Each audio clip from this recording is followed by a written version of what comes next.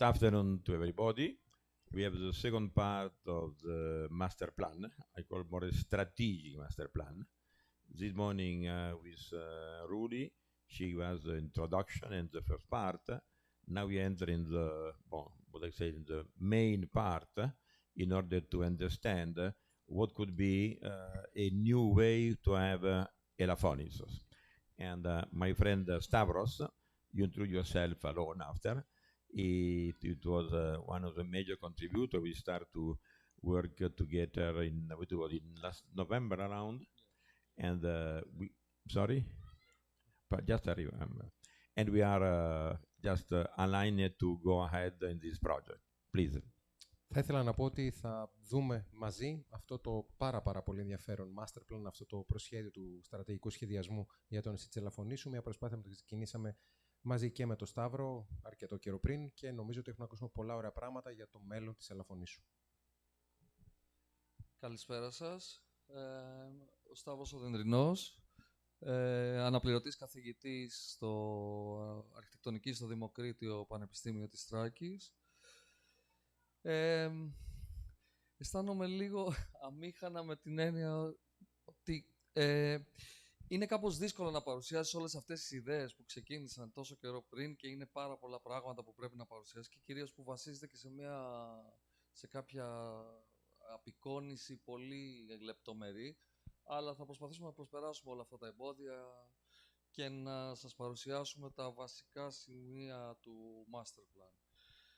Now, first of all, I wish to thank the organizers for inviting me to this event.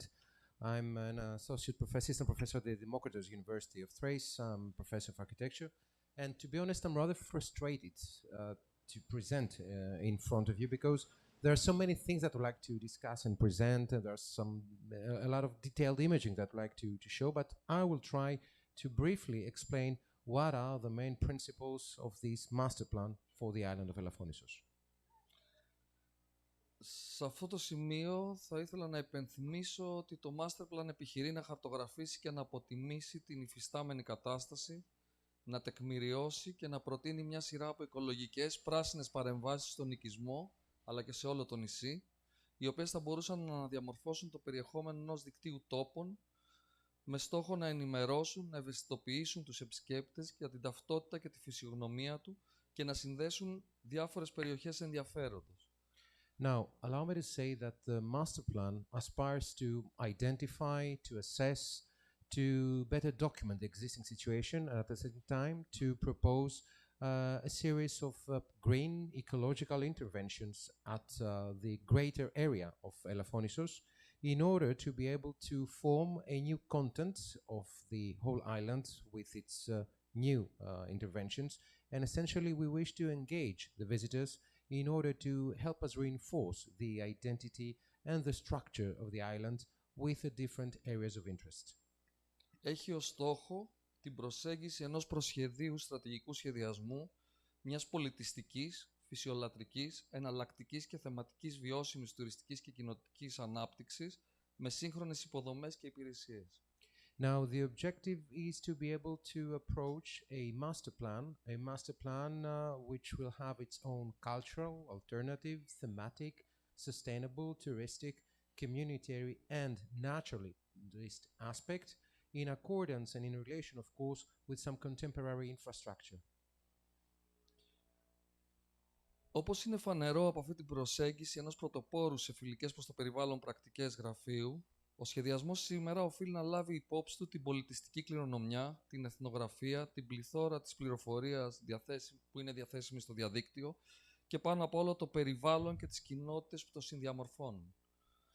Now, with all the information that we have beforehand, we wish to assess that information at the same time correlate with the natural environment of the island.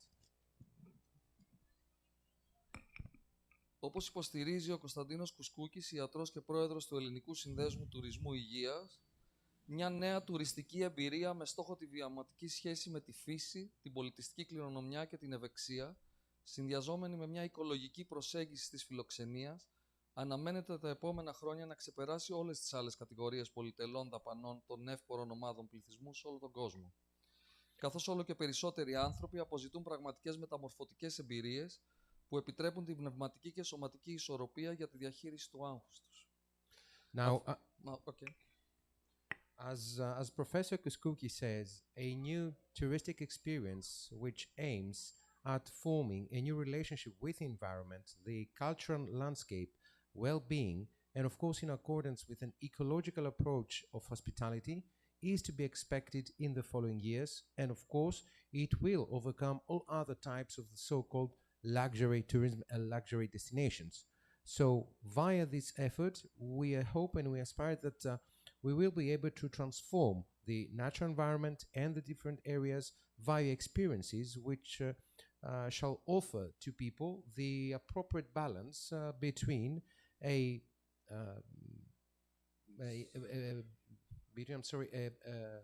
bodily experience and at the same time a mental experience in order to be able to even face better their worries. So we wish to be able to transform via this experience and be able to see these as a new tourist destination and the new tourist objective for the years to come. Για να πετύχει ένας τουριστικός προορισμός να ανταποκριθεί σε αυτές τις νέες ανάγκες των επισκεπτών, πρέπει να ενημερώσει και να αναδείξει τα ιδιαίτερα χαρακτηριστικά του που συνθέτουν τη φυσιογνωμία του, χαρακτηριστικά που επιτρέπουν τη φυσική και νοητική μετάβαση του επισκέπτη σε ένα τόπο ευεξίας και μετασχηματισμού. Now, in order for a tourist destination to be able to respond to these new needs on behalf of visitors, it should be able to update, to upgrade, to reform itself, and especially promote the special characteristics which form its identity, its characteristics, which will actually help transcend to a new mental status for the actual visitor.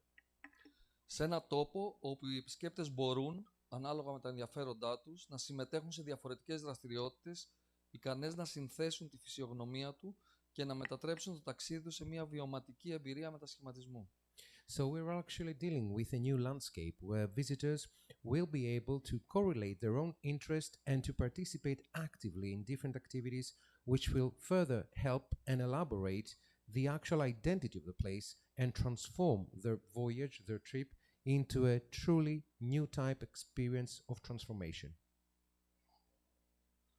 Σε ένα πρώτο επίπεδο, κρίνεται πολύ σημαντική η προβολή, η ενημέρωση και η ανάδειξη της πολυεπίπεδης φυσιογνωμίας του νησιού και της ευρύτερης περιοχής μέσω σημείων πληροφόρησης, ψηφιακού και έντυπου υλικού που μπορεί να προμηθευτεί ο επισκέπτης για να ενημερωθεί για τα ιδιαίτερα χαρακτηριστικά του τόπου.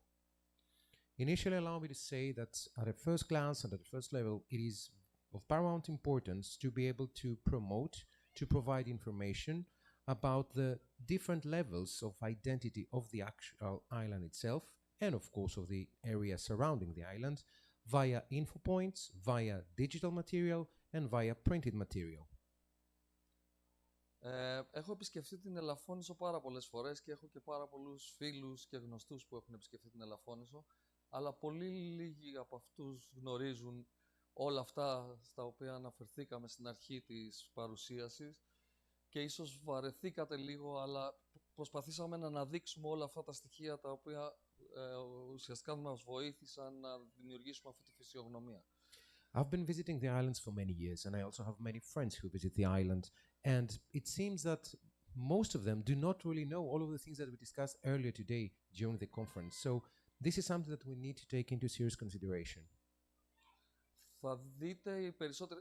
Έτυχε και την τελευταία χρονιά έτυχε να ψάξω να βρω ένα χάρτη του νησιού που δεν ήταν εύκολο να βρεις και όπως θα δείτε και στη διαφάνεια είναι πολύ σημαντικό να υπάρχουν κάποια σημεία πληροφόρησης και για την πολιτιστική κληρονομιά και για το περιβάλλον, να υπάρχουν κάποια αναμνηστικά που να μπορούν να ουσιαστικά μέσω 3D printing όπως μπλουζάκια που αναφέρονται στην ιστορία, ακόμα και στο Παυλοπέτρι, να υπάρχουν να υπάρχει αρκετή πληροφορία για αυτό που καλείται ο άλλος να σεβαστεί όταν επισκέφτεται το νησί. Now, there are many things that should be done. We need better souvenirs made out of 3D printing, T-shirts referring to the history of the island, referring, for example, to Pavlopetri. Maps. And I forgot to say that it was difficult for me when I first arrived to the island to find a map of the island. So this is also very important, to have a real good map of the island.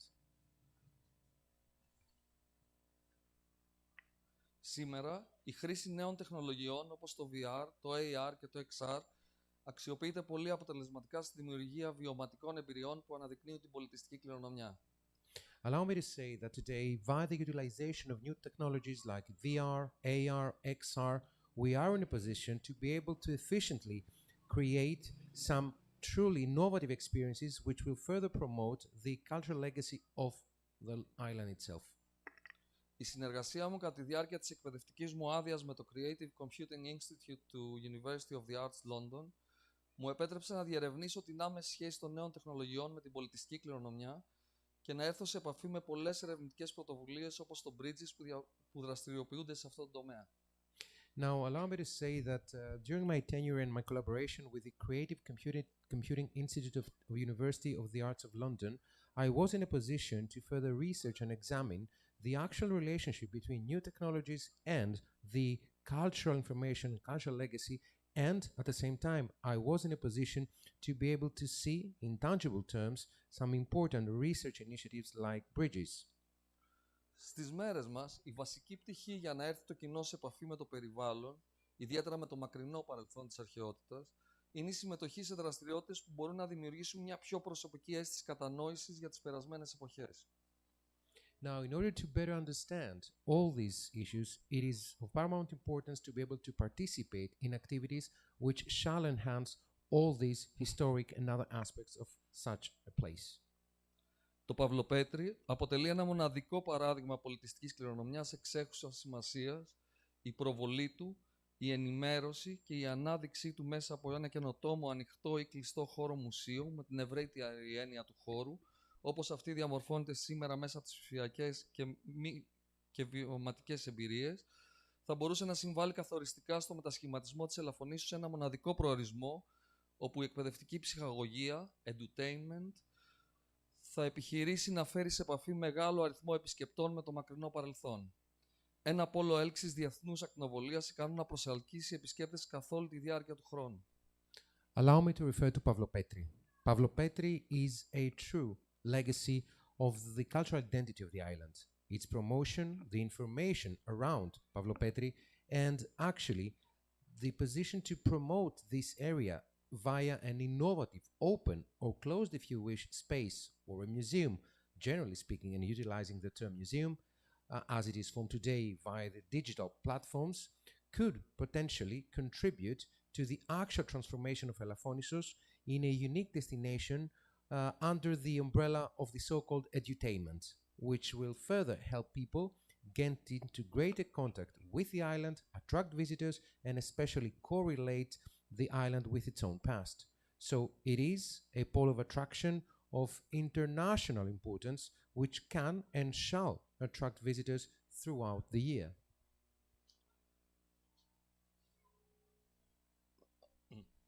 Σε ένα δεύτερο επίπεδο, η πολυετής εμπειρία της ομάδας ερευνητικά και άλλα έργα βιώσιμης ανάπτυξης, βιοκλιματικού σχεδιασμού και διαχείρισης πολιτιστικής κληρονομιάς μας επιτρέπει να αναγνωρίσουμε το γεγονός πως τα φιλόδοξα και μεγαλόπνοα σχέδια πράσινης βιώσιμης ανάπτυξης, τα οποία αποσκοπούν σε μια ριζική αναδιάθρωση του οικιστικού και του τουριστικού τοπίου, περιοχών με διαφορετικά χαρακτηριστικά, απαιτούν πολύ χρόνο σε επίπεδο σχεδιασμού και έρχονται αντιμέτωπα με πολλές και διαφορετικές δυσκολίες υλοποίησης.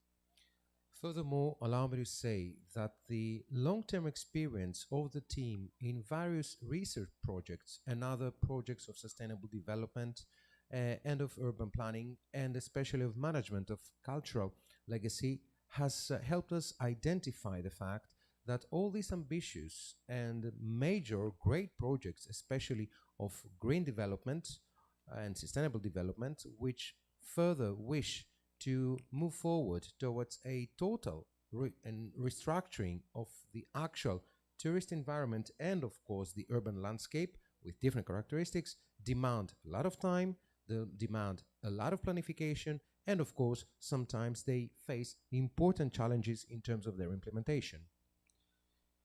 Η ενδεικτική παρουσίαση εδώ ενός μικρού δείγματος αποσκοπεί στην ανάδειξη διαφορετικών πτυχών έργων βιώσιμης ανάπτυξης. Στα περισσότερα από αυτά, ενώ ο αρχιτεκτονικός σχεδιασμός προτείνει κτηριακές υποδομές, η σημασία ενός δικτύου δευτερευόντων στοιχείων σχεδιασμού, εφήμερων, μικρών κατασκευών και παρεμβάσεων, σχεδόν αθέατων στις αναπαραστάσεις, συνθέτουν και αναδεικνύουν ένα νέο περιεχόμενο σε αυτές τις προτάσεις.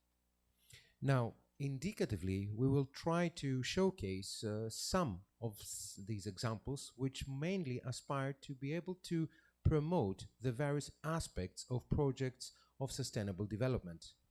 In most of these projects, you will see that the architectural design is there to promote and to suggest some building infrastructure, and of course, at the same time, the importance of a network of secondary, of ancillary, actually part of this planification, some minor constructions and interventions that probably are even not visible to the eye, which will further help the representation and promote a new content to these proposals. Χαρακτηριστικό δείγμα μιας τέτοιας προσέγγισης αποτελεί και ο αρχιτεκτονικός διαγωνισμός ιδεών για την ανάπλαση ακτής Δηλαβέρη, ακτής Κομουνδούρου, περιοχής Δελφιναρίου, Δήμου Πειραιά και το πρώτο βραβείο των AEG Architects. Now, one such example is the architectural prize for the re-establishment and actually the reform of the Dilaveri coast, Komunduru coast in the area of Delfinario, in the area of Piraeus, a prize that was won by the AG Architects Bureau. A place where most of you must know, where... that's wrong. Ό,τι θέλετε. Ναι, δεν πειράζει. Ένα σημείο που οι περισσότεροι από εσάς θα γνωρίζετε και που βλέπουμε εδώ που με χειρισμούς, δηλαδή ζωνών κυκλοφορίας, πεζών, κινήσεις των αυτοκινήτων, χώρων για τραπεζοκαθίσματα και ένα σύστημα από στέγαστρα και καθιστικά που οριοθετούν τους χώρους στάσης, συνθέτουν το μετασχηματισμό ενός υφιστάμενου άναρχου παραλιακού μετώπου σε ένα ζωντανό αστικό τοπίο. Now, as you might see on the different images about this new idea, this new urban planning of this area, you will see that we have some areas which are reserved just for pedestrians. We see roads for cars. We see, of course, dedicated for tables, for restaurants, etc. And at the same time, a great system where people can relax, can sit over there and take the time. So we're dealing with a rather new transformation of the existing seafront coastal area, which at the same time, and at least today, it could be characterized as archaic and rather anarchist. Μέσα από μια πολυετή εκπαιδευτική εμπειρία συνειδητοποίησα πως μια μεγάλη ομάδα φοιτητών, και έχει ιδιαίτερο ενδιαφέρον αυτό γιατί συνήθως οι φοιτητές μας δείχνουν το δρόμο για το μέλλον, ενδιαφέρεται για το σχεδιασμό ήπιων, ευέλικτων, εφήμερων, οικολογικών κατασκευών που επιχειρούν να μετασχηματίσουν αστικά και φυσικά τοπία, προσδίδοντάς τους ένα άλλο περιεχόμενο, προσεγγίζοντας με ιδιαίτερη ευαισθησία τα χαρακτηριστικά τους. Now, allow me to humbly say that through my knowledge, through my expertise, throughout the years of teaching, I had the support and I got important feedback and knowledge from my students. Actually, I dare to say that students are here to pave the way. And I guess, and I fully understand, that we need to think about how we plan things and find some solutions which are more flexible, which are, of course, made out of green materials, and which, once again, focus on transforming the different urban and, of course, natural environment or landscape, if you wish. Επίσης, μια άλλη εξίσου σημαντική ομάδα φοιτητών έδειξε ενδιαφέρον για το σχεδιασμό εναλλακτικών δημιουργικών κοινοτήτων με καινοτόμες οικολογικές προσεγγίσεις, με ελάχιστο ή μηδαμινό ενεργειακό αποτύπωμα, χρησιμοποιώντας φιλικά προς το περιβάλλον ή τοπικά υλικά σε τοπία μακριά από την πολύβουη καθημερινότητα των πόλεων.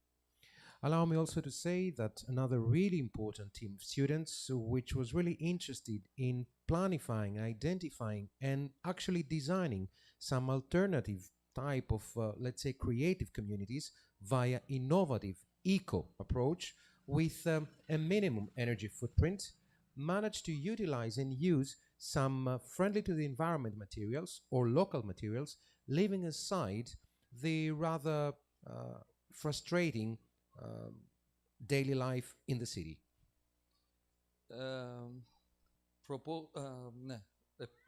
Προτάσεις όπου νέοι άνθρωποι ζουν, εργάζονται εξ αποστάσεως σε μια κοινότητα πλήρους αυτάρκειας, συνδυάζοντας δραστηριότητες πρωτογενούς και δευτερογενούς παραγωγής με υπηρεσίες τουρισμού ή άλλες συναφείς δραστηριότητες.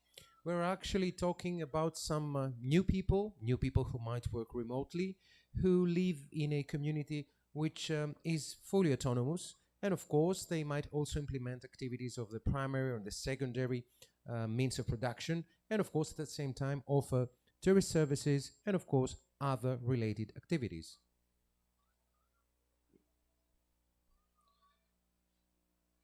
Μία ημέρα πριν μερικά χρόνια, μία ομάδα από 4 φοιτήτριες ζήτησαν να συμμετέχω στην Τριμελή Συμβουλευτική Επιτροπή της Διπλωματικής Εργασίας με επιβλέψα καθηγήτρια την αναπληρώτρια καθηγήτρια Θεόνη Ξάνθη. Now, allow me to say it was one day, a few years ago, that a team of 4 students, they asked me to participate in the advisory board of their thesis, which was under, of course, the supervision of Professor Xanthi. Ο τίτλος διπλωματικής τους «Υπαίθριο Μουσείο στα στενά της Ελαφωνήσου», καθώς και η πορεία εξέλιξης της πρότασης, η οποία ξεκίνησε από την κατασκευή ενός κτηρίου μουσείου για το Παυλοπέτρη, αλλά και ενός δικτύου υπαίθριων διαδρομών γύρω από αυτό, και τελικά υιοθέτησε την κατάργηση των κτηριακών κλειστών όγκων και την ανάδειξη αυτού του δικτύου διαδρομών σε κυρίαρχο συνθετικό στοιχείο ενός υπαίθριου μουσείου με μικρές υποστηρικτικές κατασκευές, μου κίνησε το ενδιαφέρον.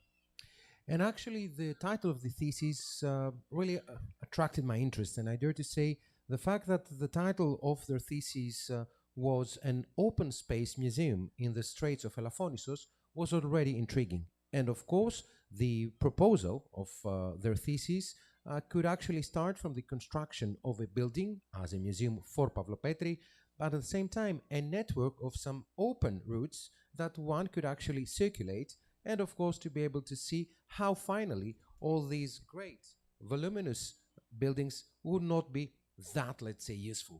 So in this way, we see that we have a synthesis of elements of an open space museum with some small auxiliary infrastructure, which, as I said earlier, seemed really, really interesting. Αυτή ήταν η πρώτη φορά που είδα το ενημερωτικό φυλάδιο για το Παυλοπέτρη και έκπληκτος συνειδητοποίησα την ύπαρξη αυτού του θησαυρού που κρύβεται στα στενά της Ελαφωνήσου, στα οποία είχα κολυμπήσει πολλές φορές στο παρελθόν, αγνοώντας την ύπαρξη της αρχαιότερης βυθισμένης πολιτείας. Now, allow me to say that that was the first time that I saw such a brochure for Pavlopetri, and I was rather amazed to be able to see the fact that we have such a thesaurus, if I could use this Greek term, which is underneath the Straits of Elafonisos, a place that, to be honest, I have visited for many times, and of course, I had swum in these beautiful waters. Το Σάββατο 22 Πέμπτου θα έχετε την ευκαιρία να παρακολουθήσετε μια ολοκληρωμένη παρουσίαση της διπλωματικής αυτής εργασίας από τις τότε φοιτήτριες και τώρα αρχιτεκτόνισσες.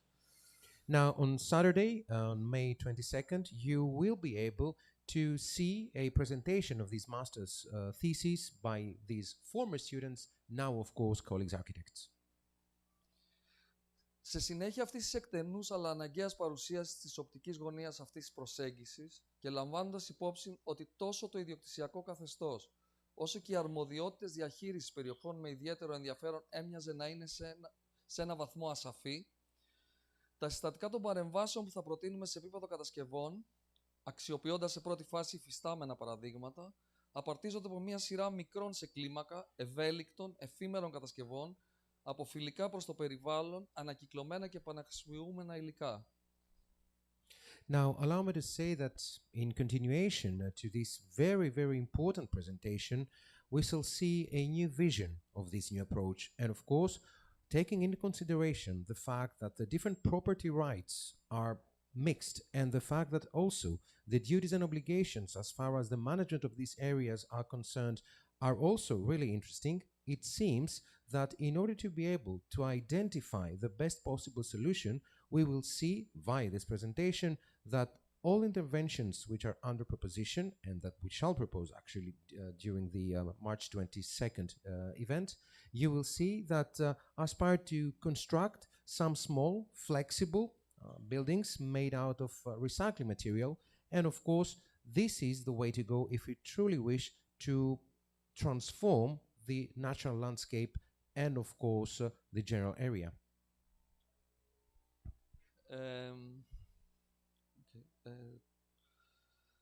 Παρεμβάσεις που διαμορφώνουν ένα δίκτυο διαδρομών, εξωτερικών και εσωτερικών προσωρινών και μόνιμων χώρων συνάθρησης, σημείων πληροφόρησης και ανάδειξης της πολιτιστικής κληρονομιάς και οι οποίες θα κληθούν, όπως θα δούμε αναλυτικά και στη συνέχεια, να φιλοξενήσουν μια σειρά καλλιτεχνικών, φυσιολατρικών, ενημερωτικών και εκπαιδευτικών δραστηριοτήτων, καθώς και πράσινων υποδομών φιλοξενίας.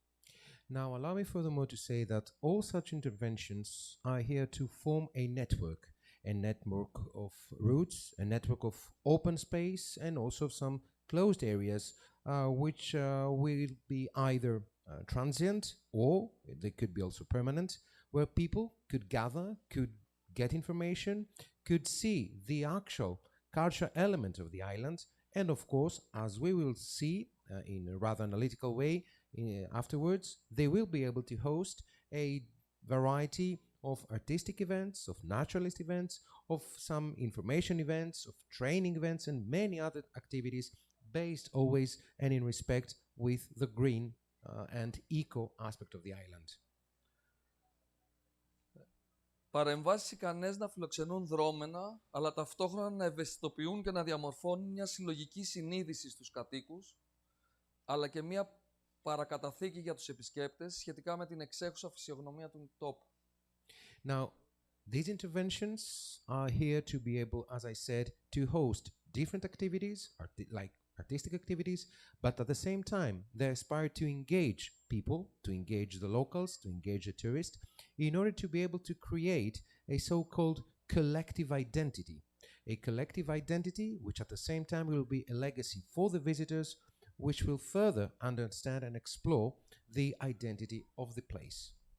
Η πρόταση αναζήτησε προοπτικές βιώσιμης ανάπτυξης μέσα από αυτό το δίκτυο χώρων σε όλο το νησί, όπου θα ξεκινήσουμε και την παρουσίαση και στη συνέχεια αναζήτησε ένα αντίστοιχο δίκτυο στον κεντρικό οικισμό του νησιού. Now, this proposition tried to identify some perspectives, some initiatives of sustainable development via a network of sites in the whole island of Elafonisos, where we shall start actually the presentation, and at the same time, we try to identify a similar network in the central area of the island.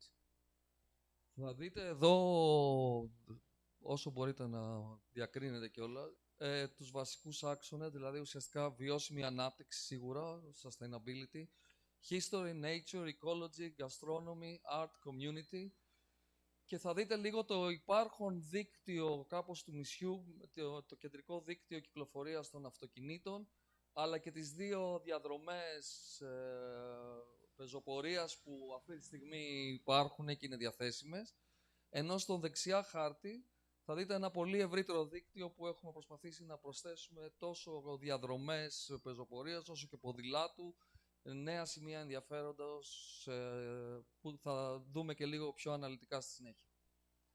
Now, of course, you will see different aspects of the so-called pillars of all these proposals: history, art, community, gastronomy, and we have two actual maps of the island.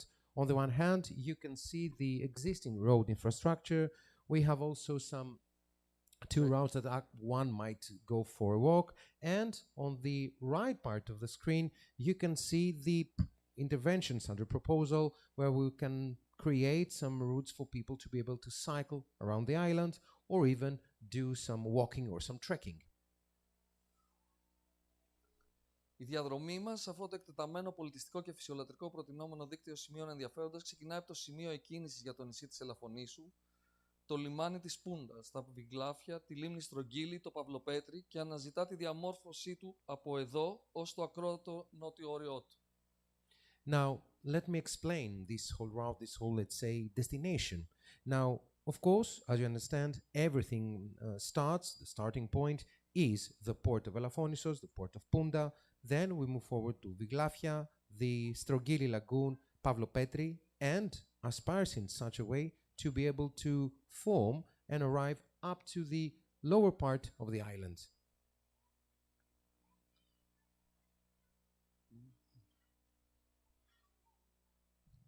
Ξεκινώντας από εδώ και μάλιστα και με αφορμή όλη αυτή τη καινούργια σήμανση που έχει γίνει τόσο στο εσωτερικό της θάλασσας όσο και έξω, υπάρχουν κάποιες προτάσεις που ίσως θα είχαν μια σημασία, όπως το να προσπαθήσουμε να μην έχουμε αυτοκίνητα πάνω στη λίμνη Στρογγύλιο, που είναι ένα μέρος που παρκάρουν τα περισσότερα κατά τους καλοκαιρινούς μήνες.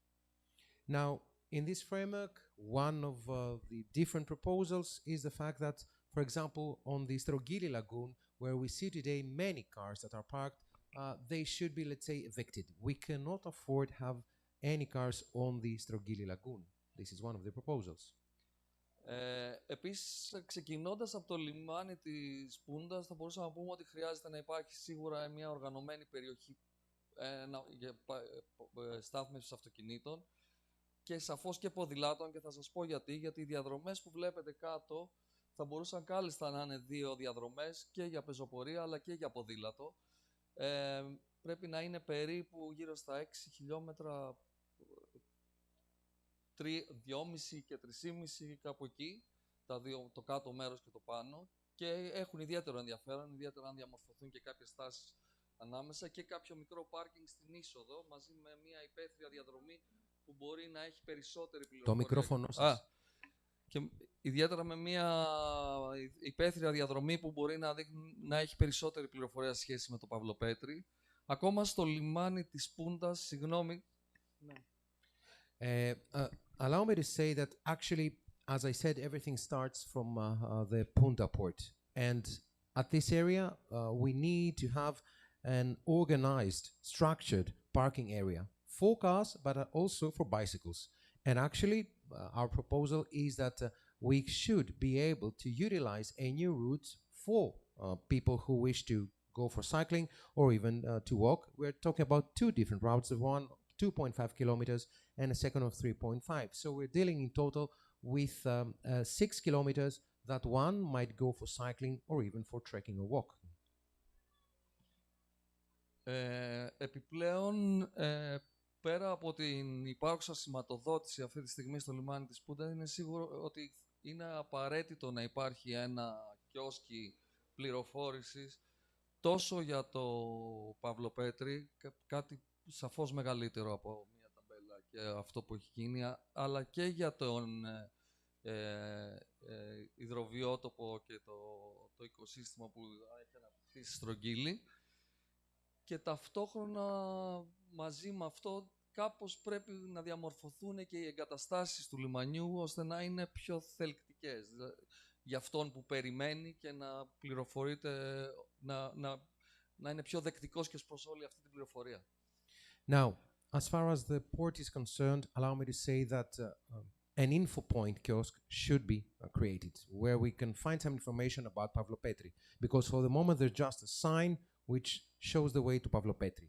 Of course, we need also information about the biota of the Strogili Lagoon, and needless to say that the infrastructure at the port should be further enhanced, upgraded, in order to become more attractive to the visitor. Ναι, δεν ξέρω τώρα πόσο μπορείτε να διακρίνετε από όλα αυτά που προσπαθώ να πω, αλλά τουλάχιστον στις διαφάνειες, αλλά φαντάζομαι ότι όσοι παρακολουθούν online ίσως έχουν μια καλύτερη εικόνα. I don't know whether we who are here in this area, we can actually see what it is depicted on the screen. I guess that people who follow the conference online, they can have a better overview of what I'm actually projecting on the television here.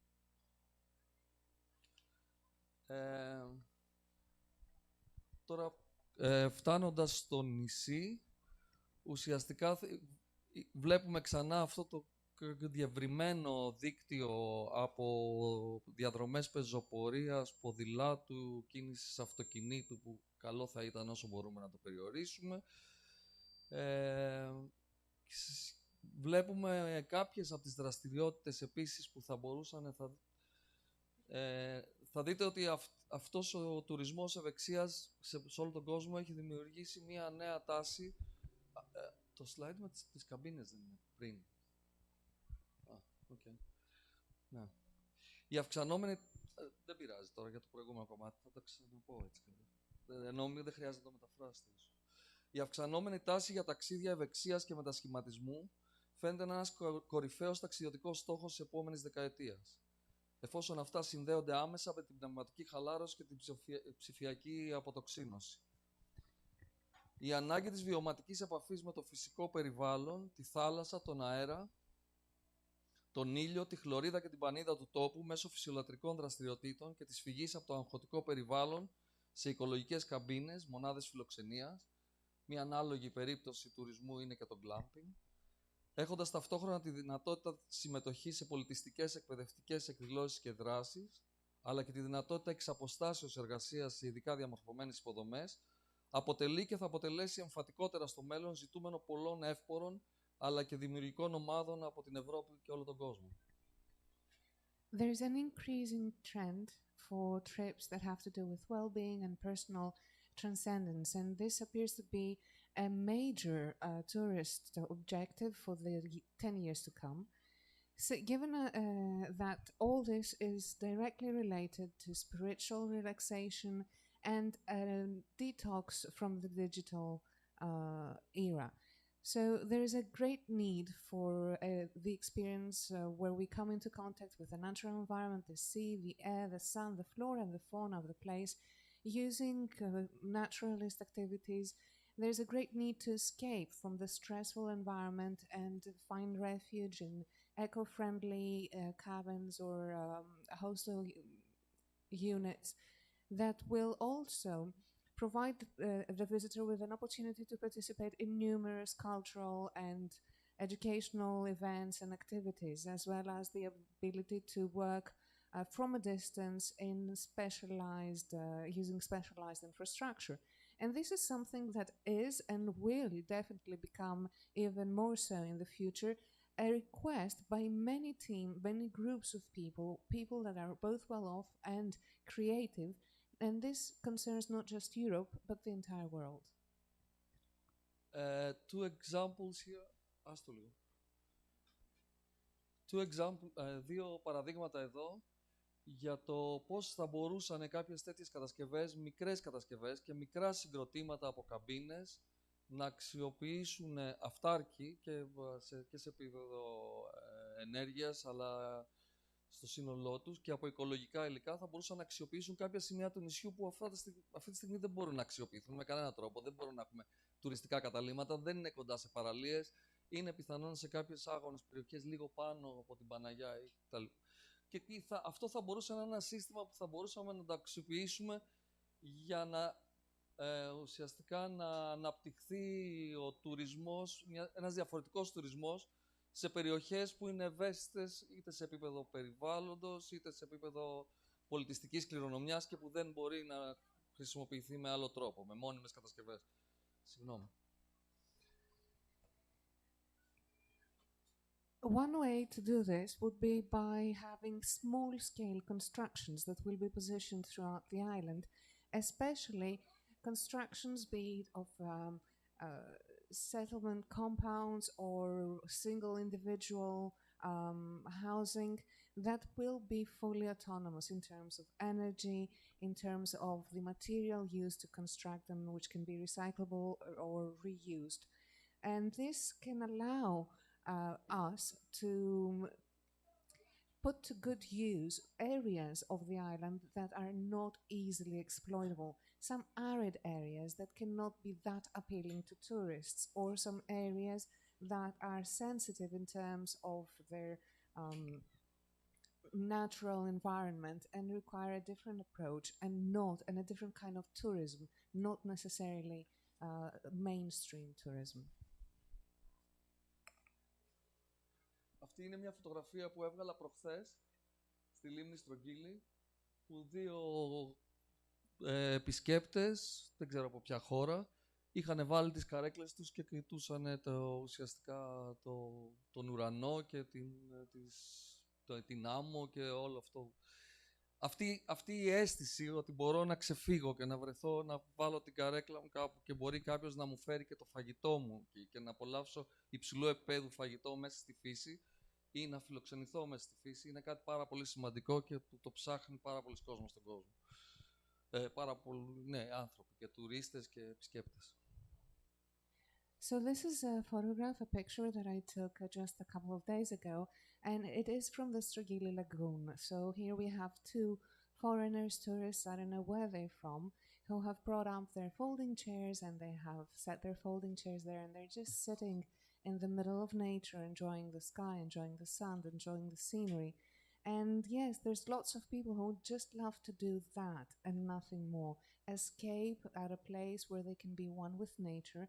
Why not even enjoy food? Why not even enjoy top quality food at such a place? And that would allow them to feel that they are part of nature. This is something that more and more people look for, more and more people seek throughout the world. Γυρνώντας στον οικισμό, αυτή τη στιγμή ο οικισμός του νησιού αποτελεί το κέντρο του, αλλά η έλλειψη υποδομών, πέρα από χώρους φιλοξενίας, εστιατόρια, καφέ, μπάρ, εμπόριο και τουριστικά μαγαζιά, ικανόν να φιλοξενήσουν πλούσιο αριθμό δραστηριοτήτων και εκδηλώσεων, με στόχο να ευαισθητοποιήσουν τους επισκέπτες, να ενημερώσουν, να εκπαιδεύσουν και να ψυχαγωγήσουν, είναι εμφανής. Now, coming back to the settlement, the main settlement on the island. Currently, yes, it is the center, the heart of the island. And it is true that with the exception of all infrastructure that has to do with the Horeca sector, all in all, accommodation, restoration, cafes, and so on and so forth, there is no infrastructure whatsoever for events. Events that could be used to raise awareness, events that could be used as entertainment for everyone. Βλέπουμε εδώ κάποια μικρά παραδείγματα. Παραδείγματος χάρη, κάπου στα αριστερά μπορείτε να δείτε ένα θέατρο το οποίο είναι διαμορφωμένο πάνω στο νότιο κάπως άκρο του νησιού, που είναι διαμορφωμένο πάνω στις υψομετρικές καμπύλες και με τρομερές θέες απέναντι και στην Πελοπόννησο αλλά και στη θάλασσα.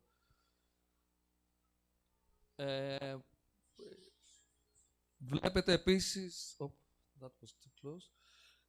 Βλέπετε επίσης ότι στην κορυφή της Βάρδιας θα μπορούσαν κάλλιστα να υπάρχουν ομάδες ανθρώπων που ταξιδεύουν για να δουν τα αστέρια και τον ουράνιο θόλο και πολλές άλλες διαδρομές που μπορεί να συνθέσουν ένα δίκτυο με τρομερές θέες προς το νησί, εφόσον σηματοδοτηθούν και τις γνωρίσει ο κόσμος. On this slide, I have some examples, some small examples of what could be done and what already exists. For example, at the left side, you can see an open-air theater. This open-air theater is located at the southern edge of the island, and it is constructed using different altitudes, so different scales, which means that it provides amazing views towards the mainland and the sea. As well, another example could be the summit of the Vardia hill, where we could have groups of people going during the night for night sky watching and also to enjoy the amazing views that one gets from the top of that hill on the island and on the mainland.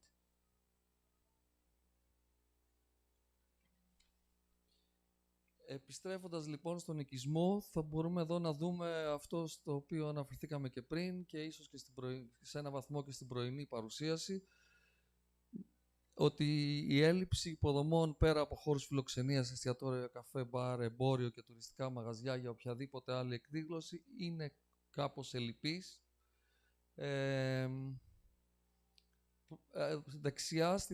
Στο δεξί χάρτη του οικισμού βλέπουμε ότι πώς προσπαθούμε κάπως να τονώσουμε αυτό το δίκτυο με εκδηλώσεις, εγκαταστάσεις, μικροκατασκευές που μπορούν να φιλοξενήσουν φεστιβάλ, βιβλίου, μουσικές εκδηλώσεις και όλα αυτά, και τα οποία θα τα δούμε αναλυτικότερα στη συνέχεια.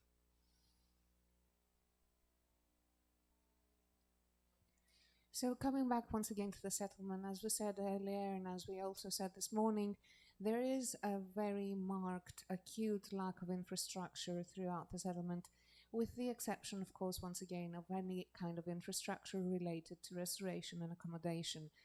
On the right-hand map, what we can see is some efforts currently underway to boost this and to change this landscape. So we're looking at places where events can be held. We're looking at places where micro-constructions can be set up, micro-constructions that can be used for open-air festivals. For example, we can host book festivals or musical concerts and so on. Εδώ μπορούμε να δούμε κάποιες από αυτές τις παρεμβάσεις σε διάφορα σημεία του νησιού. Θα τις δούμε λίγο αναλυτικότερα στη συνέχεια. Some interventions that have taken place already, but we will see those in more detail later on. Θα ξεκινήσουμε και πάλι τη διαδρομή μας από το σημείο εκκίνησης της επίσκεψής μας στο νησί, από το λιμάνι, αναφερόμενοι συνοπτικά σε γενικές διαπιστώσεις που αφορούν τόσο το λιμάνι όσο και τον οικισμό και το νησί. Κάποια από τα πιο σημαντικά προβλήματα που εντοπίσαμε αποτελούν η έλλειψη υποδομών, έστω και για την υποτυπώδη εξυπηρέτηση και προσωρινή παραμονή σκαφών στο λιμάνι για νεφοδιασμό, οργανωμένων χώρων στάθμευσης και στις δύο εισόδους του οικισμού από το νησί, ανατολικά και δυτικά, πεζοδρομίων, η έλλειψη συχνής σύνδεσης δημοφιλών σημείων του νησιού με δημοτική συγκοινωνία και η δυσκολία χρήσης εναλλακτικών μέσων μετακίνησης όπως ποδηλάτων που επιβάλλουν τη χρήση του αυτοκινήτου, την υποχρεωτική χρήση του αυτοκινήτου.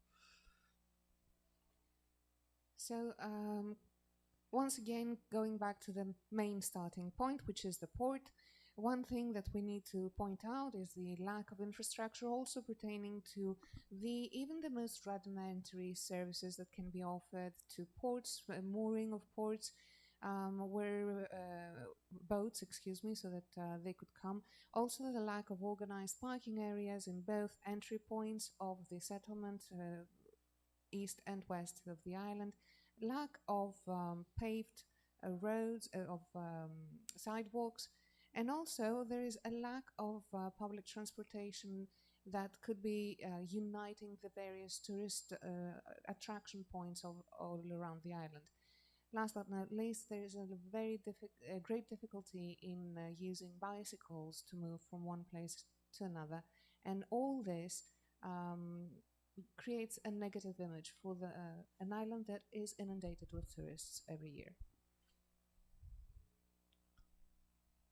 Εδώ μπορούμε να δούμε κάποιες από τις εικόνες που δείχνουν κάπως τα εκδοτήρια ουσιαστικά των εισιτηρίων, κάποιο συνοστισμό στο λιμάνι περιμένοντας το πλοίο.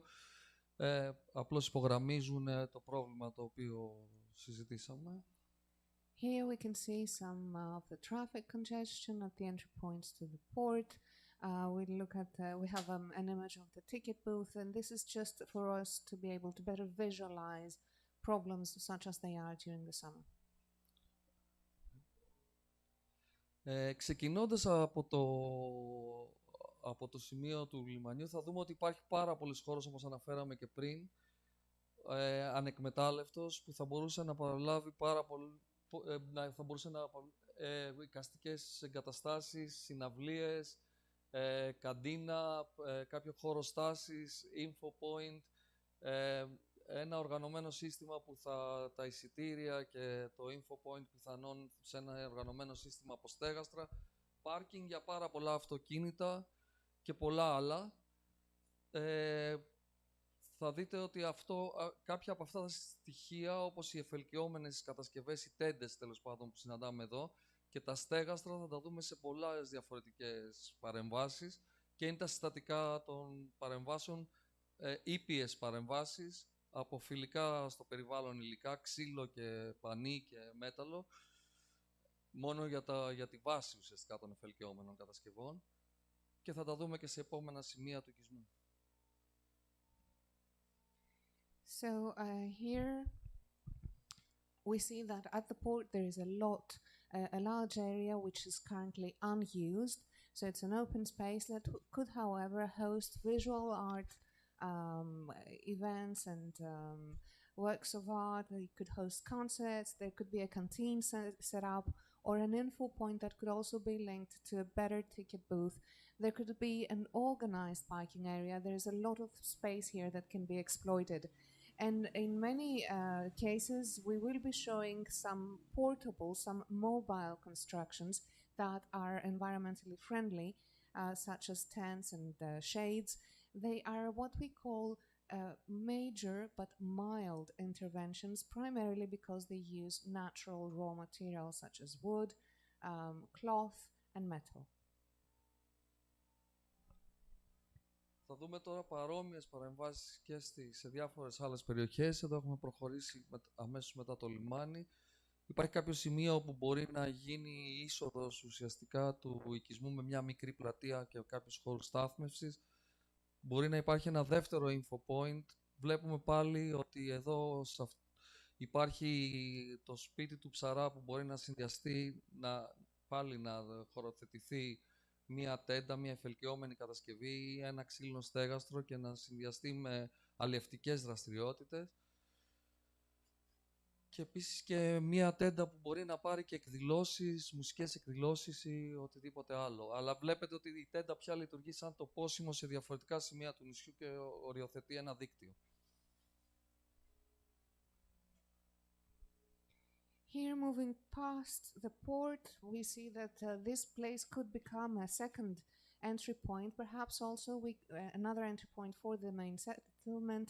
Another thing that could be installed here would be a second info point. And then we come to the fisherman's house, the Spiti Tupsara. Once again, it is a landmark.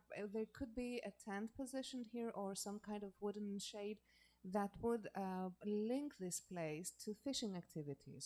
And further down, there could be another tent that could be positioned to host musical activities and musical events. So, as you can see, the idea of the mobile tent or the mobile wooden shelter is that of creating a landmark that pinpoints the location of where events can take place. And the network of places around there. So we can see here as well, like again, we can see a network of like the main roads that someone could walk in the settlement and how these could be transformed. Εδώ πέρα λοιπόν βλέπουμε το δίκτυο των βασικών δρόμων που μπορούν να χρησιμοποιηθούν από πεζούς για όποιον θέλει να κάνει μία βόλτα μέσα στον οικισμό. Okay, και πώς αυτό θα μπορούσαν κάποια σημεία που έχουν ιδιαίτερο ενδιαφέρον και είναι εγκαταλειμμένα αυτή τη στιγμή με κάποιες εικαστικές εγκαταστάσεις ή άλλες μορφές τέχνης μπορούν να γίνουν πολύ ζωντανά και να δημιουργήσουν δρόμους τέχνης σε συνδυασμό με το εμπόριο. And there are along these routes many places of special interest, places that are currently abandoned, but some visual art intervention, some kind of artistic intervention could change that character, could make these routes, could transform them into routes of art as well as routes of commerce.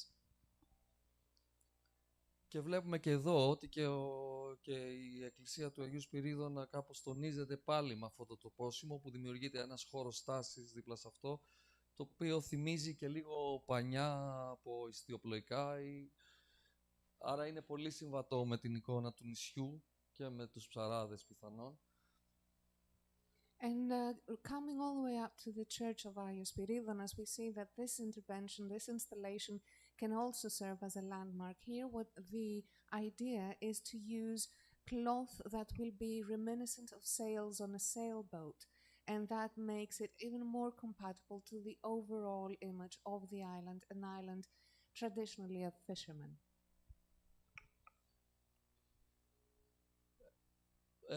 Δύο άλλες περιοχές που με ιδιαίτερο ενδιαφέρον ήταν ουσιαστικά το τελευταίο κομμάτι από την παραλία Κοντογόνιο που είχε ένα σημαντικό πλάτος και που εκεί πιθανόν τους καλοκαιρινούς μήνες θα μπορούσε να διαμορφωθεί ένα θερινό σινεμά και μια καντίνα, αλλά να υπάρξει πάλι και μια τέντα που να λειτουργεί ως τοπόσιμο, όπως και οι χώροι που έχουν κάποιες αθλητικές δραστηριότητες λίγο πιο κάτω, οι οποίοι θα μπορούσαν να αξιοποιηθούν και για άλλες αθλητικές δραστηριότητες, αλλά επίσης θα μπορούσαν να λειτουργήσουν και σαν ένα σημείο που θα παρκάρουν τα αυτοκίνητά τους όσοι έρχονται από την Παναγιά και ο δρόμος έχει κοπεί κατά τους καλοκαιρινούς μήνες, έχει κοπεί κυκλοφορία δηλαδή ουσιαστικά, έχει διακοπεί κυκλοφορία. Μια μικρή τροποποίηση, ίσως ένα μικρό κομματάκι δρόμου λείπει αυτό για να μπορεί να είναι λειτουργικό, αλλά νομίζω ότι είναι εφικτό. Another couple of sites that are of great interest. At the end of the Kontogoni beach, there is a wide opening, and this is something that could be utilized. We could have there an open-air cinema, perhaps even a canteen. Once again, A wooden tent or some kind of tent would serve as a landmark to pinpoint the location and integrate it into the network. Another place is the sports facilities that we find nearby, and they could be used for more enlarged sports events, more generic sports events. Also, this could be used as a parking area for people arriving from Panagia, especially over the summer months when traffic is so congested that it is impossible to move towards the settlement from there. Of course, in order to change this, all we need is a small section of road. So maybe this is one of the changes that will be made.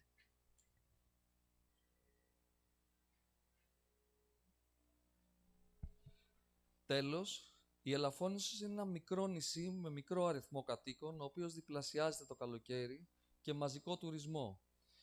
Ένα νησί σε μικρή απόσταση και με ισχυρούς δεσμούς με την Πελοπόννησο. Το γεγονός αυτό συνθέτει μια συνθήκη με πολλές προκλήσεις.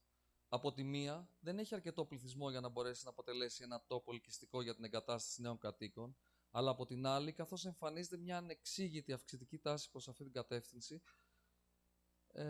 το νησί μπορεί να αποτελέσει, μπορεί πιο εύκολα λόγω μεγέθους και πληθυσμού να προβεί σε αλλαγές, να δημιουργήσει μια συνεκτική πρότυπη πράσινη ενεργειακή κοινότητα, η οποία καινοτομεί σε θέματα κυκλικής οικονομίας, αποφυγής της χρήσης αυτοκινήτου για τις μετακινήσεις, στην νεανική πράσινη επιχειρηματικότητα και σε πολλά άλλα πεδία βιώσιμης ανάπτυξης.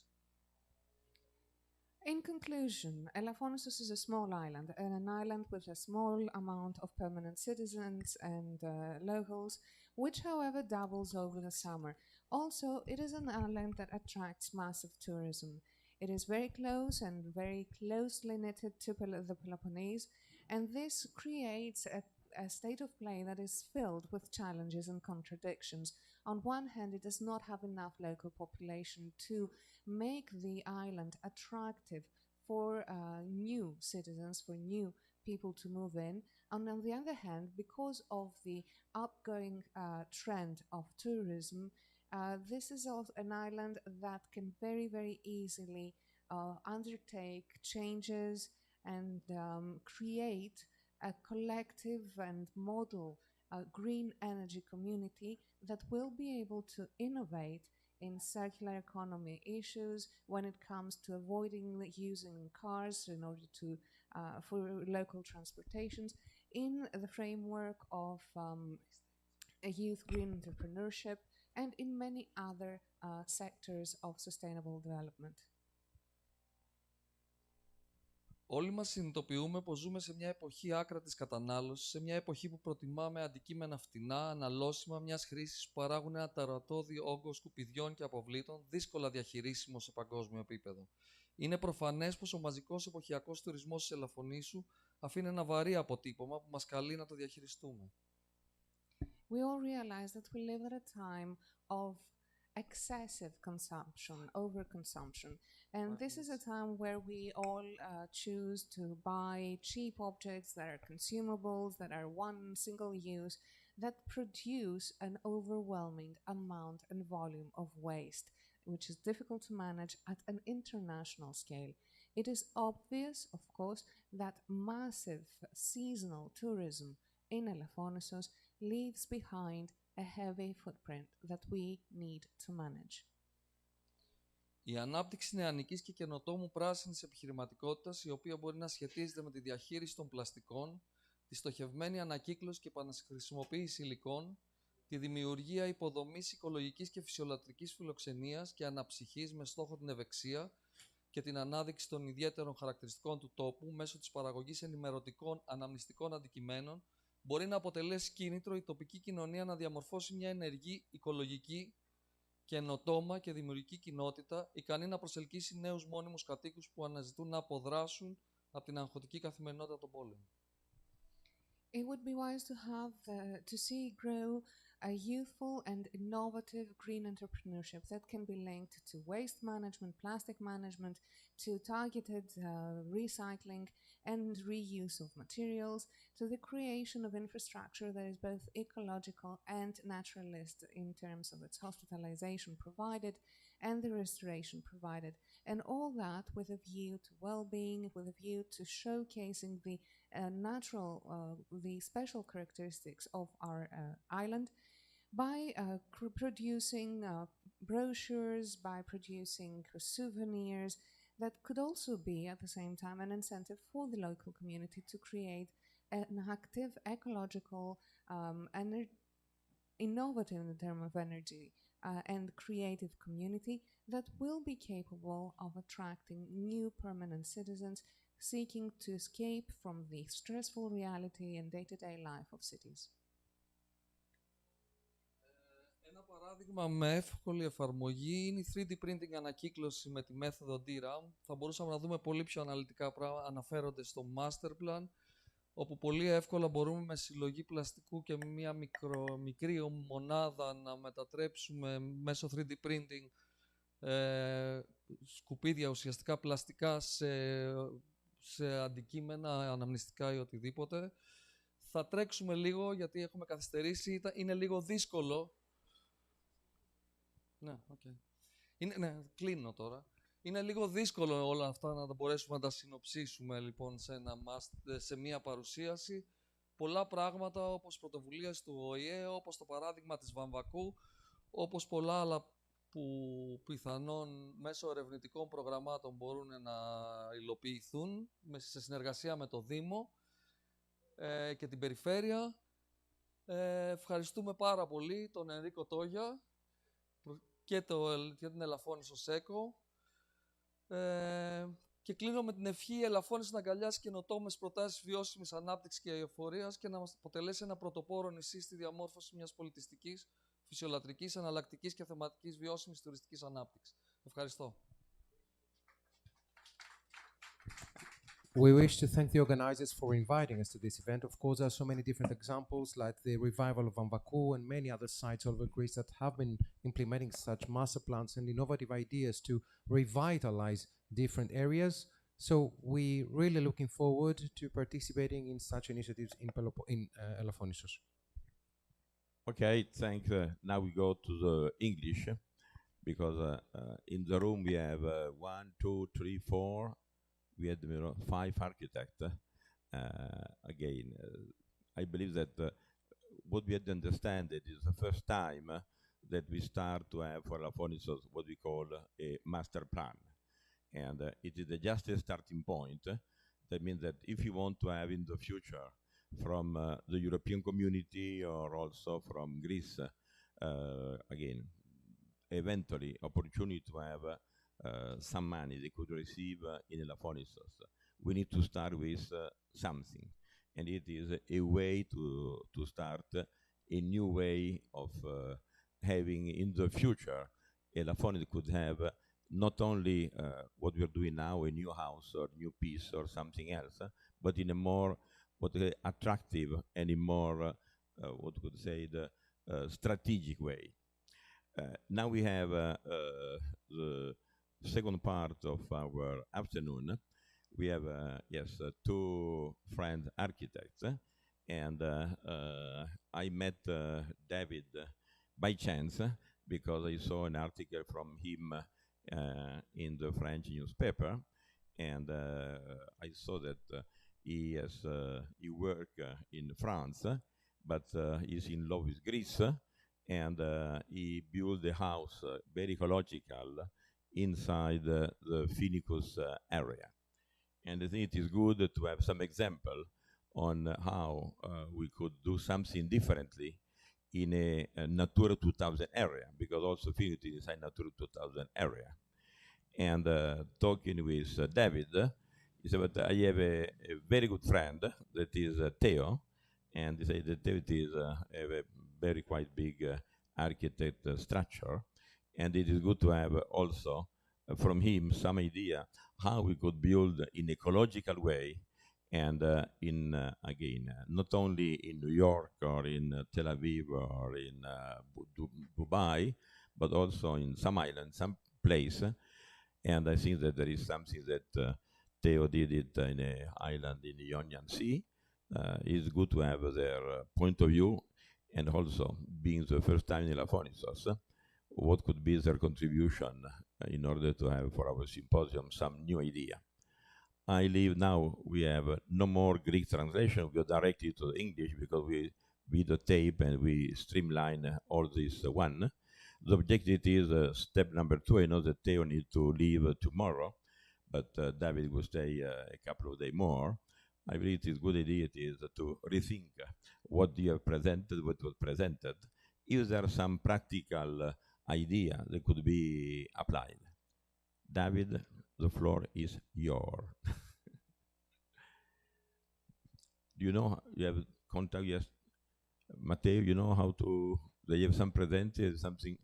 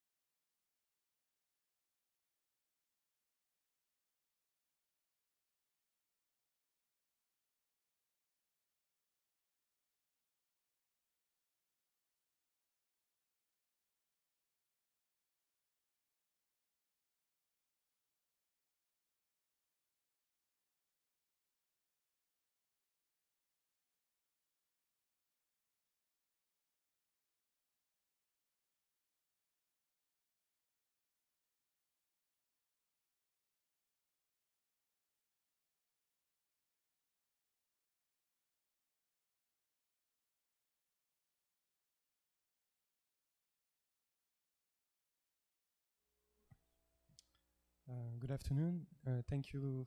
First of all, thank you, Enrico, and all the people here to invite us. As you started to say, it's the first time that I come to Elafonisos, to the island. I was familiar with some parts of the country in Greece before.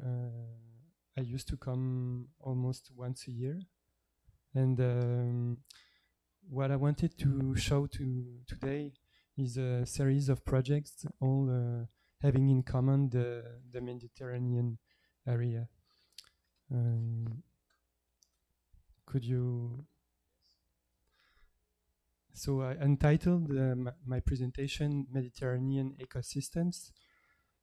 As when I started a new project, I always try to understand where I am working, in which culture, in which part of the world, and trying also to make a project really part of the land, part of the location. So this is why I call the projects ecosystems. Next, please. The first project I wanted to show today is a project that I initiated in Tel Aviv. So we are in the Mediterranean area. What you can see on the screen is the skyline of the city along the sea, along the beach. You see a modernist city from the early 20th century with the new high-rises. Next, please. From that project, which is still under discussion with the municipality authorities, I made a whole research on the city, the history of the city, and how could we build a new skyscraper, taking it into account the history of the city, but also the history of the country related to agriculture and building on the sand. Next. So that book covers many different topics, including the idea of the Israeli concept of kibbutz. A kibbutz is an agricultural settlement where at the beginning there was no water. Sometimes there was no